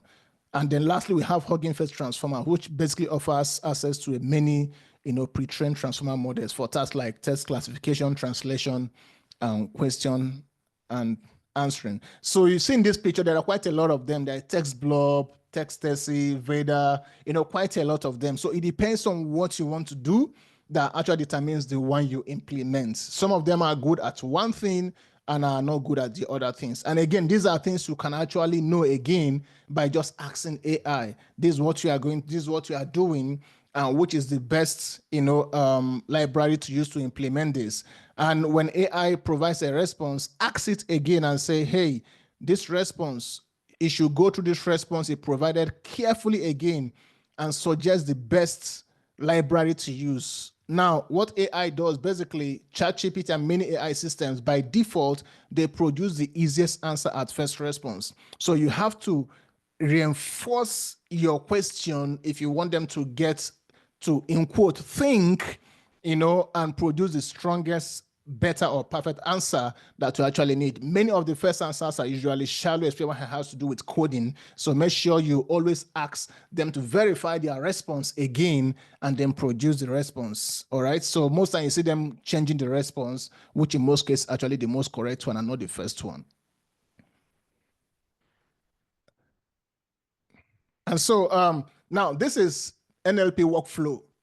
This NLP workflow. So the first one, text input and data collection. When working with natural language processing, of course, you begin with text input and data collection, which basically involve gathering text from various sources, whether it's website, books, social media, or proprietary databases, and then storing them in structured format like database or document collection. Then you move to this next stage, which is text processing, which is where essentially you begin to prepare the raw text. And now this includes what we call tokenization, which is breaking text into words or sentences, and then lowercasing, stop words, you remove stop words and things like that, remove punctuations, and make sure you lematize the words as well for consistency purposes, and text normalization, which helps to handle correction of spellings, contractions, and special characters. And then we have what we call text representation. Now, for text representation, different techniques can be used. So we have what we call bag of words, which helps us to capture word frequency without considering grammar or order. We also have term frequency, inverse document frequency, which highlights word importance relative to a document collection, and many other things like word to verb and glove and things like that. And then we have the future selection. Now, in the future selection, it identifies meaningful patterns. This is where things like engrams are very important. It begins to identify meaningful patterns from that particular text that you provide. It begins to identify what we call syntactic dependencies. When this word occurs, which particular word is dependent on this word for it to go together. So past trees and things like that, semantic futures and other things like that begin to happen at this stage. Now, the important thing is, see, the NLP cannot leave this stage 2 and jump to stage 4. It just has to follow this particular sequence, actually. All right, it has to just follow this particular sequence. And then when you get to model selection and training, now here it's time for the model selection. And so you supervise, we have what we call supervised learning, but I won't talk about that now because of our time. We relies on labeled data and includes model like support vector machine, random forest, and CNN, which is convolutional neutral network, or RNN, which is recurrent neutral network. And so here, the system just begins to, train this, where you begin to train the system for the system to get intelligent, and then all the things you did in step 2, 3, and 4, then the model begins to understand everything. Now, this 5th stage is very important for whatever that is going to happen from stage 6 outward. So when we are talking about the bias, for example, in AI data, it starts from this stage 1, of course, the data that is being used, right? And then the processing and then the representation. Many of the biases actually happen at the representation, the data collection, and the feature selection process, not actually in the text pre-processing session. No, it's in 1, 3, and 4 stage that many of the biases happen. And when they happen, so in stage 5, they just reinforce them and then allow those biases to stay in that particular model. So in stage 6, basically what they're doing, once a model is trained, then the next stage is to deploy it, right? And then where the model is applied to rate tasks, then people begin now see, oh, this is the response we are getting. So this can include text classification for spam detection or sentiment analysis and other things like that. So this is the workflow, of natural language processing. Of course, you evaluate and optimize, you iterate and continue to improve. The cycle just continues. It's kind of a loop. It just keeps going on that way. Now, I put in this code. I would just want to talk a little bit about this very, very quickly. Remember I talked about NLTK as one of the libraries, right, that we need. So I just go, so you can see that I named it CEDHUL 2025. So if you go to Jupyter Notebook, for instance, basically you could actually use many tools if you are working with Python. It depends on whichever one they're comfortable with. You could use Google Colab. You know, personally, I like using Anaconda because I have a lot of things, you know, within it. So you could use different tools you want. Anyone that works for you is fine, and they do similar things, right? So first thing I do is that I import Python, right? Sorry, I import NLTK, right? And then in line 2 here, I say from NLTK, import word tokenize, right? And then from NLTK corpus, import stop words. Now, you don't even need to remember all these things, right? Again, you can ask AI about all these processes, and it's going to give you all these processes, right? For it to know each of these words to import. Again, once you describe in detail what you are doing, AI knows that you need to import all these things. So it tells you that I need to import all these things, and then you just import all these things, right? Now, once you import this, then the natural language toolkit, which is a very powerful library for working with natural language data, automatically gets downloaded. It downloads this Punk and then stop words library as well. So from if I come down to text here, for example, now where I say text equals Lagos is a vibrant city with a fast-growing economy, right? And then this line basically defines the variable. Okay, so the variable is text, right? And then I have this thing in between there where I wrote Lagos is a vibrant city with a fast-growing economy. And then I have the tokenized word text. So tokens equals to word tokenized text. Word tokenized, for example, this function takes the input text and split it into individual words. So when we say we are tokenizing a word, it simply means that you pick a sentence and then just break it into individual words. Now you wonder, why did I have to bring in these top words? If you take a look at these tokenized words, when I come to the filter words, you see that words like for, in, if, not, in are not relevant. They don't have any meaning at all per se, right? So they are called stop words. So that's what this particular, library part is doing here, to make sure that this particular stop words are not part of what you eventually get, at the end of what you are looking at. And so you see that the results of this will eventually be stored in tokens variable, which will be a list of words, right? And then filtering stop words. Now look at here, filtering stop word, a word for word in tokens, if word dot lower. So I don't want to start explaining this, but basically what happened is at the end of running this code, when I decide to print, this, then what I will now see is, remember my word initially was Lagos is a vibrant city with a fast-growing economy, right? But what I have eventually is Lagos, vibrant city, fast-growing economy. Now, you notice that even without those stop words, you could still understand what this sentence, for example, mean, or what I'm trying to talk about here, that Lagos is a vibrant city with fast-growing economy, right? And of course, I understand there could be argument that if I say Lagos is not a vibrant city and is not a fast-growing economy, of course, I understand those kind of again, it depends on what you are looking for in your research, right? So if that's kind of thing you are looking for, then you could determine the kind of stop words to keep. But this is just to show us that, hey, writing this is not a difficult thing, actually. To, like I said, you could leverage AI to help you in this entire process as a DHR. And again, the problem you are looking to solve, what you are trying to do, will determine the questions you ask. And then what I can guarantee you is that there is no question you want to ask in humanities currently that's tech, AI, and the rest cannot help you. They might not help you to answer it in full, but they might produce a very strong and outstanding insight that you never have thought about. And now I have these recommended videos here. I decided to keep all the links on the videos. Now, some of them, I can guarantee you, some of them are almost at the 3 hours long, which is like 2 days. But anyone that finished them will never remain the same, right? And so I have a lot of them here, and these are the ones I've looked at that are quite extremely powerful. Anybody who's going to start with any of them, I would advise to start with this particular one, which is from TensorFlow themselves, the first one here, which is from TensorFlow themselves, and just walk the person. And the way it is, all the videos go, except this last one, it's assume that you don't know anything about tech at all. So they come from a beginner perspective to make sure that the person is quite comfortable, in the entire process.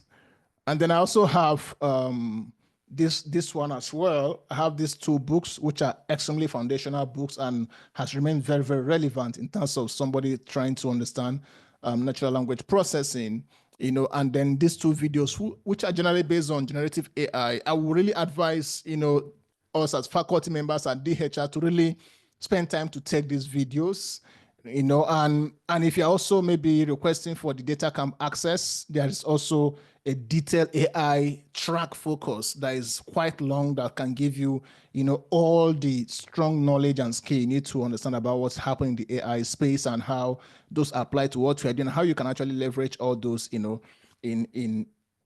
what you are doing to make sure that we remain relevant to what you are doing. For example, UCS in the US, for instance, subscribe to ChatGPT for all their entire campuses across the US for all their entire students in all the campuses, right? Now, they understand that this has become inevitable. We cannot stop AI, right? We have to teach people how to use AI constructively. I was chatting with somebody the other day and I said, a time is coming, and I think one of my professors, Dan O'Donnell, said this as well, that AI will soon, very, very soon, people will begin to request accommodation to be able to write with AI, right? So the issue is the course I taught, for example, I told the students, hey, you can use AI. Just tell me how you use AI.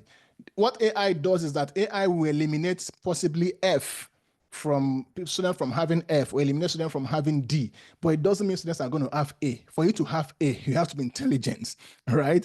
And so even though many of them use AI, it does not make the score that the average score in my class was still the same thing as those who don't, as at the era when people don't actually use AI, right? So it doesn't actually change anything because they have to know how to use it constructively, critically. Otherwise, they will just reproduce something that I call bullshit, that when you look, I know that this is just a peripheral response. There is nothing, strong or solid or concrete from what this person is saying. All the responses are superficial. So these kind of courses are going to help us a lot to actually understand that. The second one basically focus on LLM precisely, which is also a very strong course I think we should also understand. Finally, I'm rounding off already. So Notebook LLM is a very powerful tool I will advise us to take a look at, and it's absolutely, free. Notebook LLM can do quite a lot of things, not just even creating podcasts or, if you imagine picking all the papers you have written.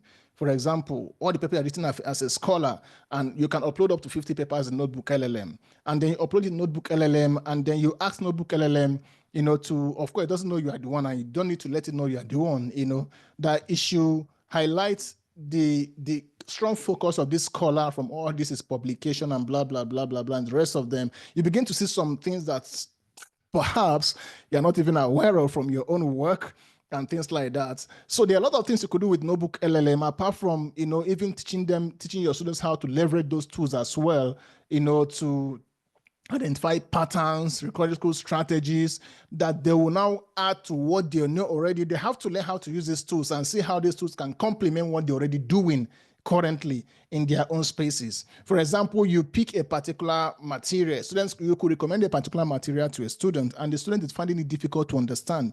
You can upload that same material to Notebook LLM and tell Notebook LLM, see, I'm from Nigeria, and I don't understand this material. Could it recontextualize this material in a way that I will understand using Nigerian examples, and specify the kind of example you want the LLM to use, Notebook LLM to use, and it will recontextualize the entire material in that example, right? And then allow the student to actually understand fully what that material is and engage with it in a very strong way, and even generate some strong questions that could initiate discussions in class and other things like that. And so it's a tool I would recommend that to actually try out and check, and see how it actually works. There are quite a lot of them, but this is one that I will recommend for today for us to check. You could develop your curriculum. You could do a lot of things, with Notebook LLM and create some strong, amazing things to help the workflow and see how the integration of these tools have further our work as DHers. And so I'm not going to talk about this this slide sorry, I'm not going to talk about this slide because of time. But basically, what I'm talking about here is the ethics of responsibility. It's ethics of response. You know, Chinua Achebe said, until the lion have their own historians, the history of the hunt will always glorify the hunter. And then the popular American, you know, feminist scholar Audre Lorde also said that the master's tool will never dismantle the master's house. You know, so we have to, you know, have what I call ethics of responsibility, where, hey, I know we are using these digital tools, I know we are doing all these amazing things, but let us bear in mind, are we serving the interests of our people? Or are we just, you know, taking data from our people and then feeding the global data capitalist structure, you know, and then further exploiting or increasing the labor exploitation of our own people? So we have to practice ethics of responsibility in our entire work as scholars, you know, as DHers. We have to transfer this kind of mentality to our, you know, our students, because otherwise, you know, they will think, of course, they are doing DH scholarship, but they never knew, you know, that they are just engaged in a capitalist adventure where their labor is being exploited, you know, for a global market, you know. So we have to have that ethics of responsibility in mind throughout our work, you know, and that's why I said, who are we citing in our work? Who are the people we are mentioning in our work, for instance, right? My doctoral research, for example, I made a commitment to cite minimum of 70% of my the authors in my work have to be Africans, right? Whether they are instituted in Africa or they're in Africa, the Africans who are small, but that was a commitment I made, and it forced me to start searching for them, and I'm happy I was finding quite a lot of them. You know, so it's a commitment we have to make for ourselves to be able to increase our own, you know, the voices of our own population and our academic presence. So finally, I have this, I'll be actually sharing this on LinkedIn very, I think in 3 or 4 days time, where I develop, you know, a 4-stage, you know, approach for AI bias detection canvas. Because when AI gives you response, like I said, the training model is massively biased. So how do you critically engage with the response? What questions do you need to ask? What is the response showing you, and things like that? So I have like 8 stages of those, you know, that I develop as a canvas. You know, is about, I think, 20 something pages long. You know, step by step, each stage has the question you can ask, the prompt you could actually put in, and things like that, that will help you to further get the better responses and identify what is going on and what is wrong with the response you're actually getting. So these are some additional resources. I think some of them were already mentioned in some of them are in the introduction note that Dr. Adedeji gave.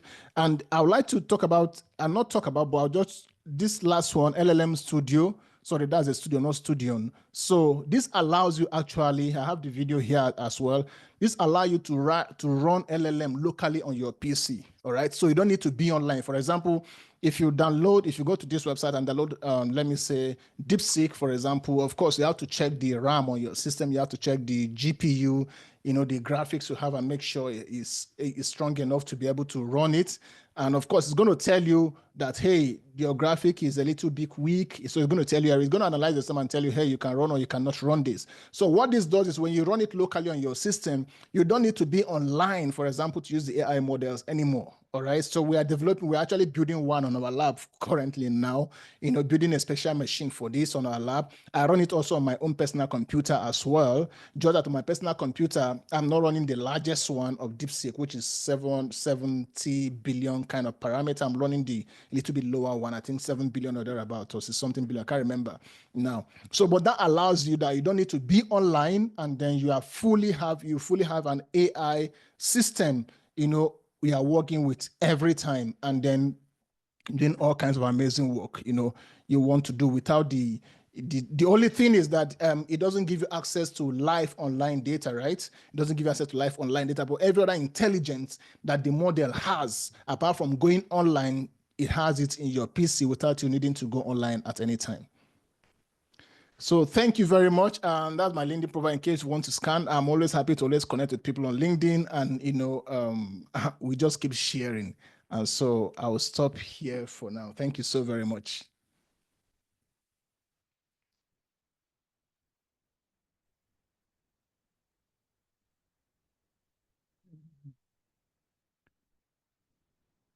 Thank you very much, Mr. Okay, Frank.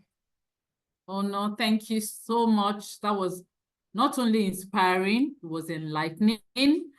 And for me, I think I'm beginning to see that AI shouldn't just be perceived as a threat that's going to take away my job sometime in the future, but it's actually a tool that I can use to expand my research and also my teaching.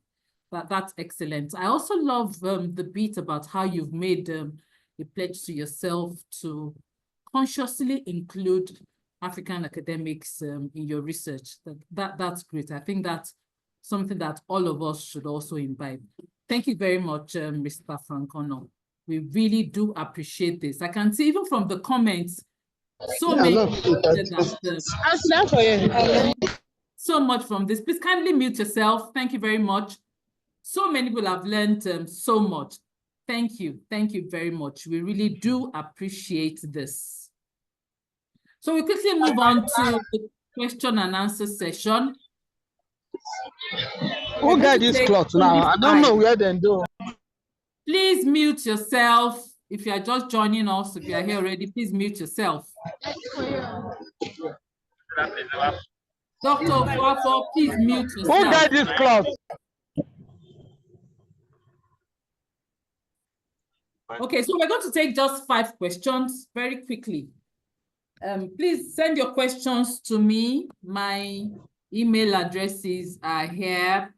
Prof posted them in the chat box earlier. Please send them to me while I read out one question that I have here already. Hello, Dr. Adedeji, please. People are raising their hands. People are raising their hands. Please just take note of those who are raising their hands. Okay. Yes, yes, I see them. I see that they're doing that. Let me just read out the question that was sent in already by one of our participants.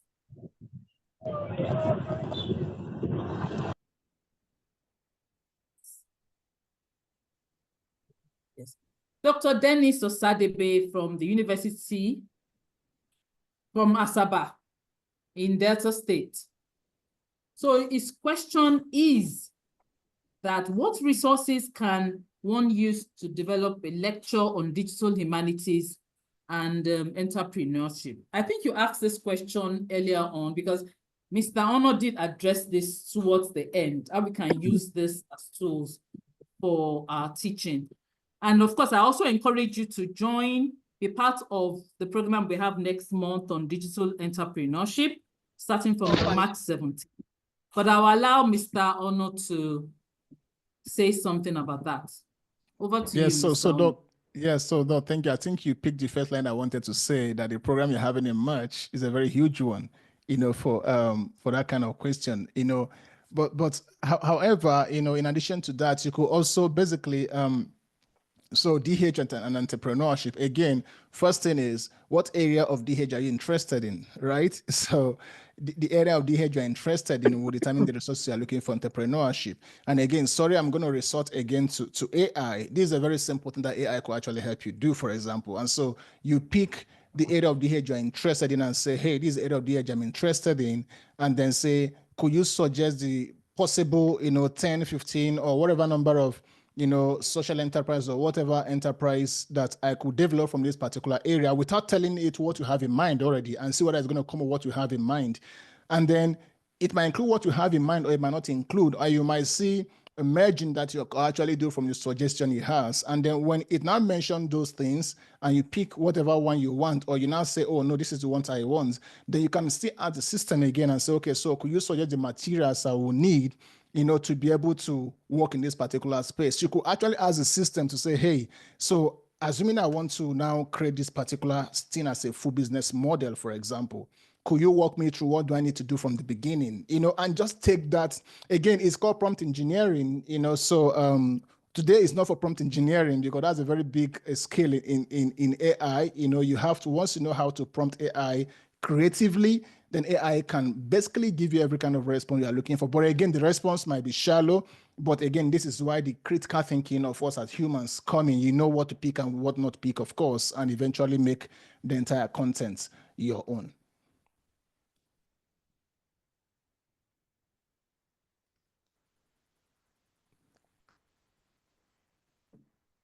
Yes, thank you very much. I hope that answers your question. Yes. Yeah, so we'll move on to those that have raised hands on the Zoom platform. Dr. Awelewa, please kindly help us identify them so that they can go ahead to ask their questions.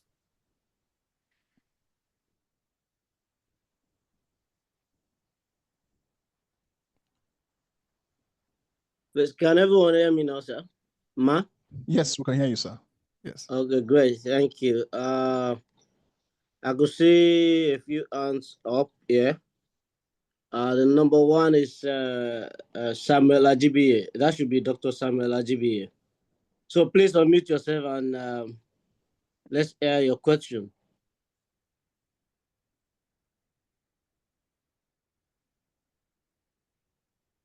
Okay, can you hear me now? Yeah, thank you, Dr. Yes. Ajibiye. We can hear you, yes. Dr. Can you hear me? The network is a bit terrible. We couldn't really hear you. I can hear you clearly from my end. Okay, Can it's you getting hear me better. now? Yeah, it's getting better. Yes. It's getting better. Okay. Good evening, Prof, and the presenter, and the organizers. This is a wonderful workshop and an eye-opener because it has provided insights into what digital humanities is meant for in the academic space. Now, my question is simple, and it borders on my experience as a lecturer at the Yaba College of Technology. I observed that as an institution, students are now fond of relying on AI-generated answers when you give them assignments, when you give them real-life scenarios in which they need to just sit down and think. Even if possible, you ask them to stay with their phones when you are giving a test in class. They still want to use their phone just to ask questions. Now, I have two experiences that I don't know how digital humanities can address that, or our scholars can help us to address that. Critical thinking. I noticed that students, because when you ask them, let me paint the first scenario. HND2 offers a course in debating techniques on how to make speech presentations in public fora. Sorry, Dr. I told them, Dr. Ajibiye, please, because of our time, just go straight to the point. At least one and a half minutes. Thank you. When students are faced with real-life situations, it requires critical thinking on the spur of the moment. AI just give them answers while they're sitting down on their table. How can digital humanity help with that to address stage fright? But some of them, you notice that once they stand in front of audience, all the ideas that AI had given to them just disappeared, and they're not eating up their words. They could not express themselves, standing in front of their own cause. So I don't know how. Then lastly, so Mr. Onuh, becoming rampant. Yes. Academic indolence is becoming rampant, whereby even academics in lecturers who should set the pace are now relying on AI to be able to lecture. Most of them don't even go attend. Thank you, Dr. Ajibiye. I think you have made a very valid point. I think these are my two questions. And, thank you. I was not given the time, so I was also watching my time. Please, because of our time, thank we're you. really terribly later. Thank you. Okay. So thank you so much, sir, for that. Thanks so much for that very interesting question. Now, I think that was a few days ago, I can't remember the time, but there was a paper titled "The Impact of Generative AI on Critical Thinking." All right, self-reported reductions in cognitive effort and confidence effort from a survey of knowledge workers. So there's actually a research that have been conducted, from people from Microsoft, Carnegie Mellon University and the rest, to conclude that, hey, reliance on AI tools, for example, particularly for students and the rest, decreases critical thinking. Now, if you notice what I've been saying here, I've been talking about human insight, right? Now, if you depend on AI massively, of course, definitely your critical thinking is going to reduce. But here is what the problem is. The problem is not that the students are using AI. I think the problem is that we, the faculty, have to teach students how to use AI. But again, it means we have to know how to use AI. So the students in my class, for example, I have a session with them where I taught them how to use AI constructively. How do they brainstorm with AI and things like that, right? So if you don't teach somebody how to use something, so they use it the way they think they could use it. So it is our responsibility to actually teach them, how to use the system constructively. And so it means that we ourselves have to know how to use it constructively. Now, if we don't know how to use it constructively, then it will be difficult. Now, it is almost impossible to police AI use. Now, in case anyone wants to rely on maybe AI detector, like we have GPT-0 and the rest of them. We actually published a paper last week, which was published last week by Springer Nature, to show that all the AI detectors we actually see they have failed.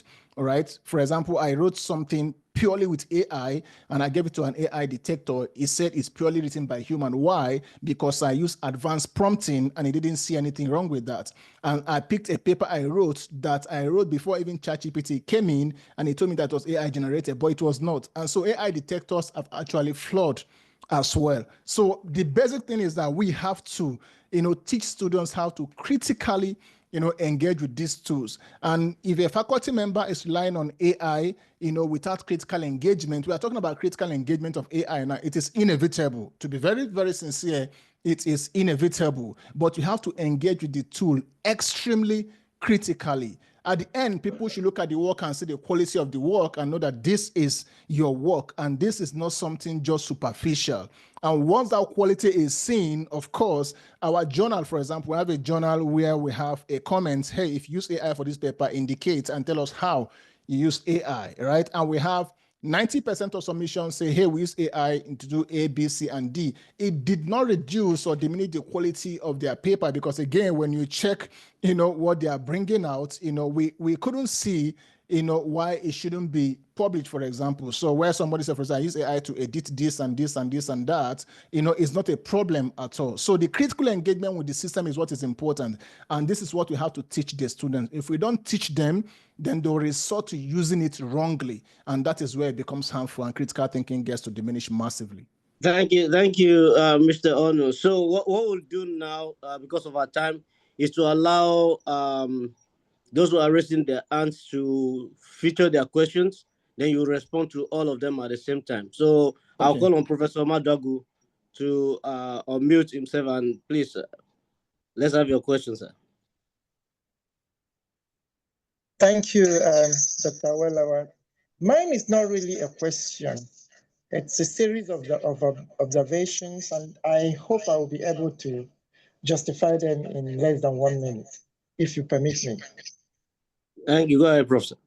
Okay, a number of issues came up, which fascinates me. By the way, this is a very wonderful presentation, and it has opened up a lot of avenues for studies in the humanities. I have a number of issues, and I have about 5 issues I want to talk about. Number one, about the biases in the digital humanities and the digital studies generally. First is the bias for Black and African studies, biases against that. For humanities and language, biases against indigenous knowledge, weakness of foundational knowledge and involvement, and then tokenization, that is in terms of either the marginal peripheral as against the central and the mainstream. Okay, so let me just expand in a few seconds, and then I want to start from weaknesses of foundation. Everything that you have talked is based on your good knowledge of computerization and digitalization, which many of us in the humanities are not aware of. I know by 2016, when Klaus Schwab coined the word 4IR, Fourth Industrial Revolution, he made a very critical comment about where technology is taking us to. And he's talking about convergence and complementarity of emerging technology domains, not technology itself. Our concern is technology domains. How do we study technology domains? How do we become critical partakers of the technology domain, which we call the computer community? Okay. I am coming from the point of view of narratology, okay, computational narratology. And I am a story specialist. So I have problems there when I want to talk about human narrative intelligence and measuring it against our stories and the stories that make meaning and the kind of meanings they make to us, and then getting it digitalized in terms of giving figures to them. But that's not the major problem, because I know I can understand these things. But the major problem I am talking about here, the bias, is that most of us do not understand the difference between digitization and digitalization, the softwares and the hardware, where a software serves also as a hardware in order to accommodate other softwares. And that's where we have the digital platforms. Then where we have to post these things and the models that we have to use in posting them.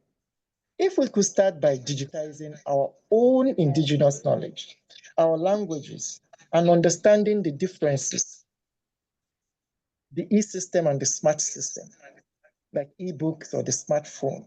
If we can understand the little things like converting from analog to digital, digitization, if we can understand the systems like the software which gives us the digitization process and the software which gives us the informatization process that leads us to the information age, which we all deal with now.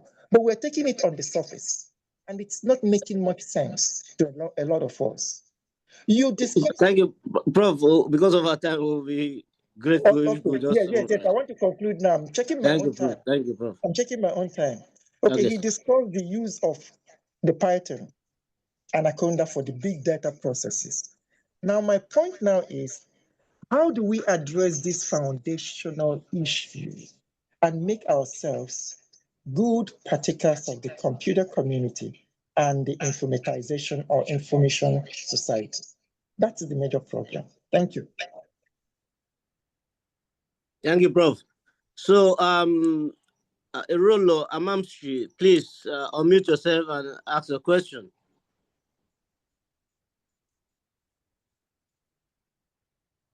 Hello. Okay, good evening, everyone. Thank you. Good evening. Yeah. I so much appreciate for this webinar. This is my second time of hearing DH. You know, the first time conference organized by your school, Prof. I really learned a lot in it. And my question, I know Professor Madago has really touched some part of my question, and I have one left here. The one here is, how can we connect students' career into DHS in today's modern learning? How can we connect it into students, into DHS? Student career, how can we connect it into DH in today's learning? Yeah, thank you so much, sir. So, Mr. Onuh, over to you, sir. Okay, so let me start from this one and then backtrack a little bit. So how can we connect students' career maybe in different areas into students into DH, for example? So I'll give you this example. So we have this very popular lady, Joy Bolola, who studied at MIT and was the founder of what we now call Justice League, you know, and she kind of focused her research there to discover, you know, how Black faces are not seen by many facial recognitions in the USA on their tools they have at that particular point in time. Now, what is her research? She's a technical person. She's a coder, right? But her career now is kind of not based in that area per se. Now she's traversing between that technical part of the career and the humanistic perspective. Now, again, this is quite something very simple to do, right? So somebody in a technical career path, for instance, or even somebody in any other department in the humanities, the easiest way for them to see how, you know, they could actually, you know, see how their career relates to DH is to ask a very simple question. This thing I'm investigating currently now, if I should decide to apply a computational approach to this, what would change? Now, that response and that question will reveal a lot of things. And I can tell you the initial answer that the person will begin to get could be a transformational one, could change the person's career, forever. Somebody in philosophy, we have a lot of philosophy professors, of course, if you know now, who are massively engaged in digital humanities scholarship, a lot of them. So there is no discipline that is not applicable to DH. There is virtually no discipline. The basic question is, how does my discipline apply to DH? And then once you begin to ask those questions, they begin to see massive career opportunities that are far beyond the area you are studying. Somebody, for example, and interested in machine translation, for instance, right? The person could finish studying Yoruba language and work with Google, right? And what is it doing with Google? With its knowledge in machine translation, though with Yoruba, is a transferable skill that could be adapted to if Google, for example, looking for somebody who could do similar kind of thing for them in another indigenous language. Now, the person might not know that indigenous language, but understands the operations of the system already and knows how to work with a language from the scratch and then bring it live, into those models. And so it's something that is quite transferable. I don't know if that response suffices. Then quickly, I think Dr. Agnes asked on the group, students, that one of the challenges that students have is they don't have laptops and things like that. And DH is very huge, big on having a system. Yeah, this is a very huge challenge, and a very major one. I think, what we could, I don't know if it's possible, is, I don't know how many of our libraries, that have computer systems, and if it's possible to have conversation with the librarians, to have some of the major tools we want installed in those systems, right? So students, when they go to library, even if they don't have their own personal PC, for example, they still have access to you work in the library for a certain number of hours they want and use those systems to do whatever they want to do, until pending, hopefully, whenever they're able to get a system. So I think if we have that conversation, and every of our library, we have like 50 computers or thereabout, and all of them have installing them different, all of the tools we think we need in those systems, then I think that could actually get us going without that kind of strong restriction at the same time.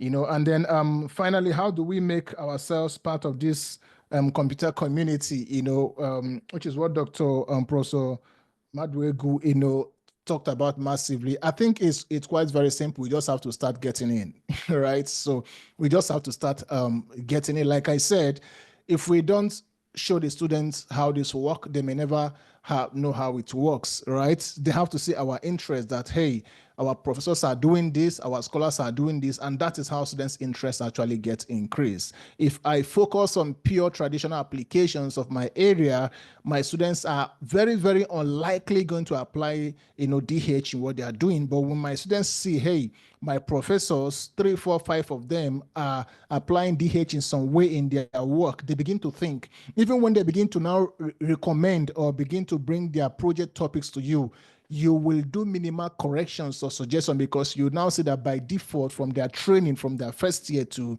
final year, or in their masters or in their this thing, they're already thinking about DH by default.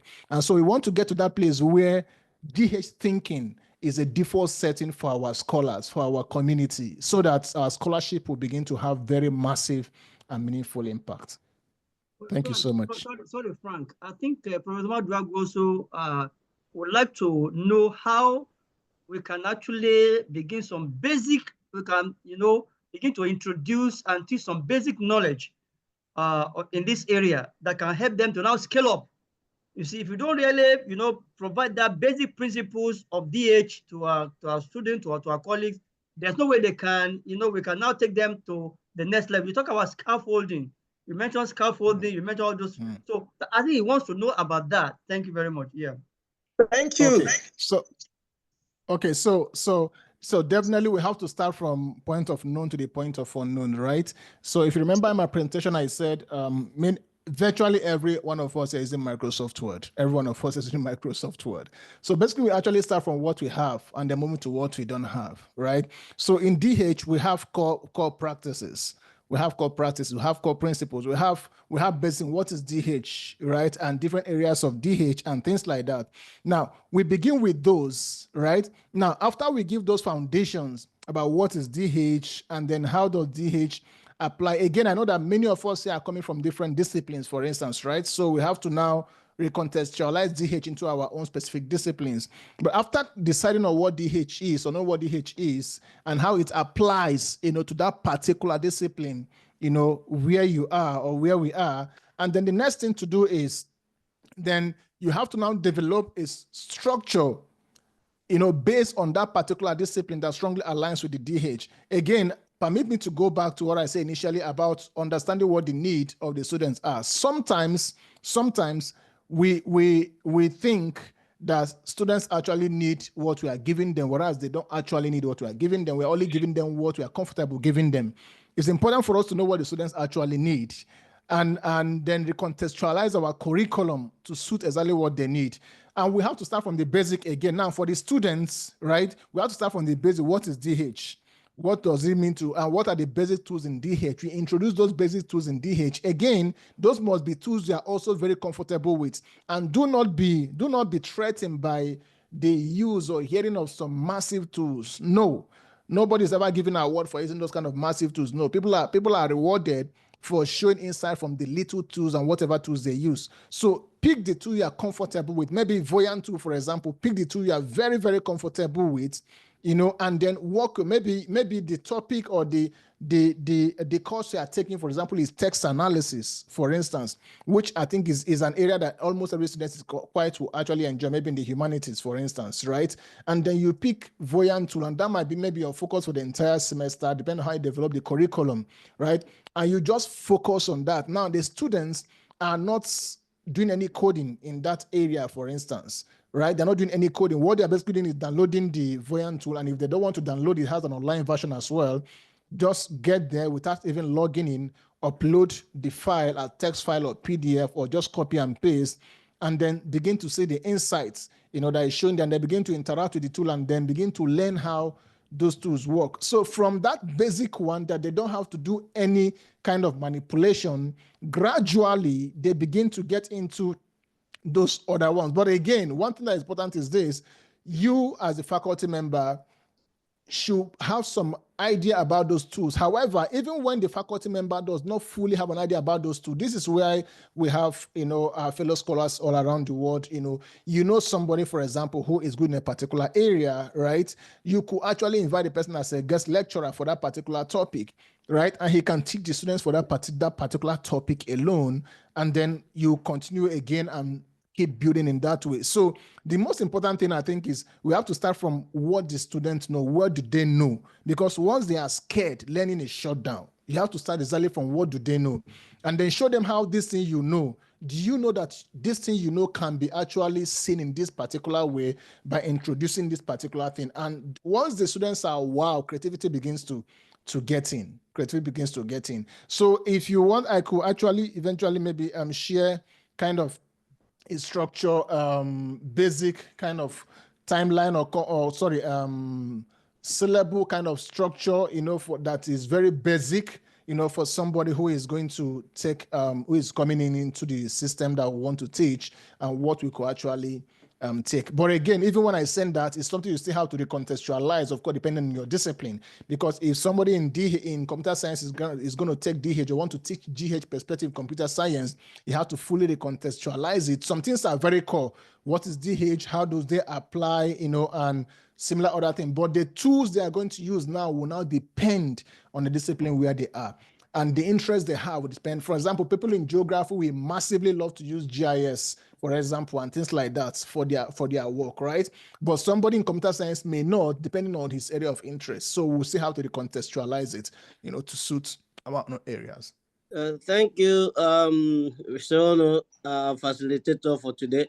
I think I will hand over the mic to Professor Ope-Davies, so we can bring this to a close. We've been on for over almost 2.5 hours now. So thank you so much for your time today. We're really, really grateful. All right, thank you, Dr. Welewa. Well, let me again express our profound gratitude to our esteemed colleagues, especially the senior professors that that decided to join us to participate in this program. I'm sure, and our other colleagues, I'm sure there's no doubt about the fact that, you know, we've all been treated to an insightful, scintillating presentation. I mean, for me, I've learned, I don't know about, I mean, I've learned new things from, that's how we've been learning over time. I've learned new things, I've learned new tools, and I'll be happy to reach out to Frank to be able to tell us more. So I thank you all very much indeed. And of course, I must thank Frank. Frank, you have made us proud. We're proud of you.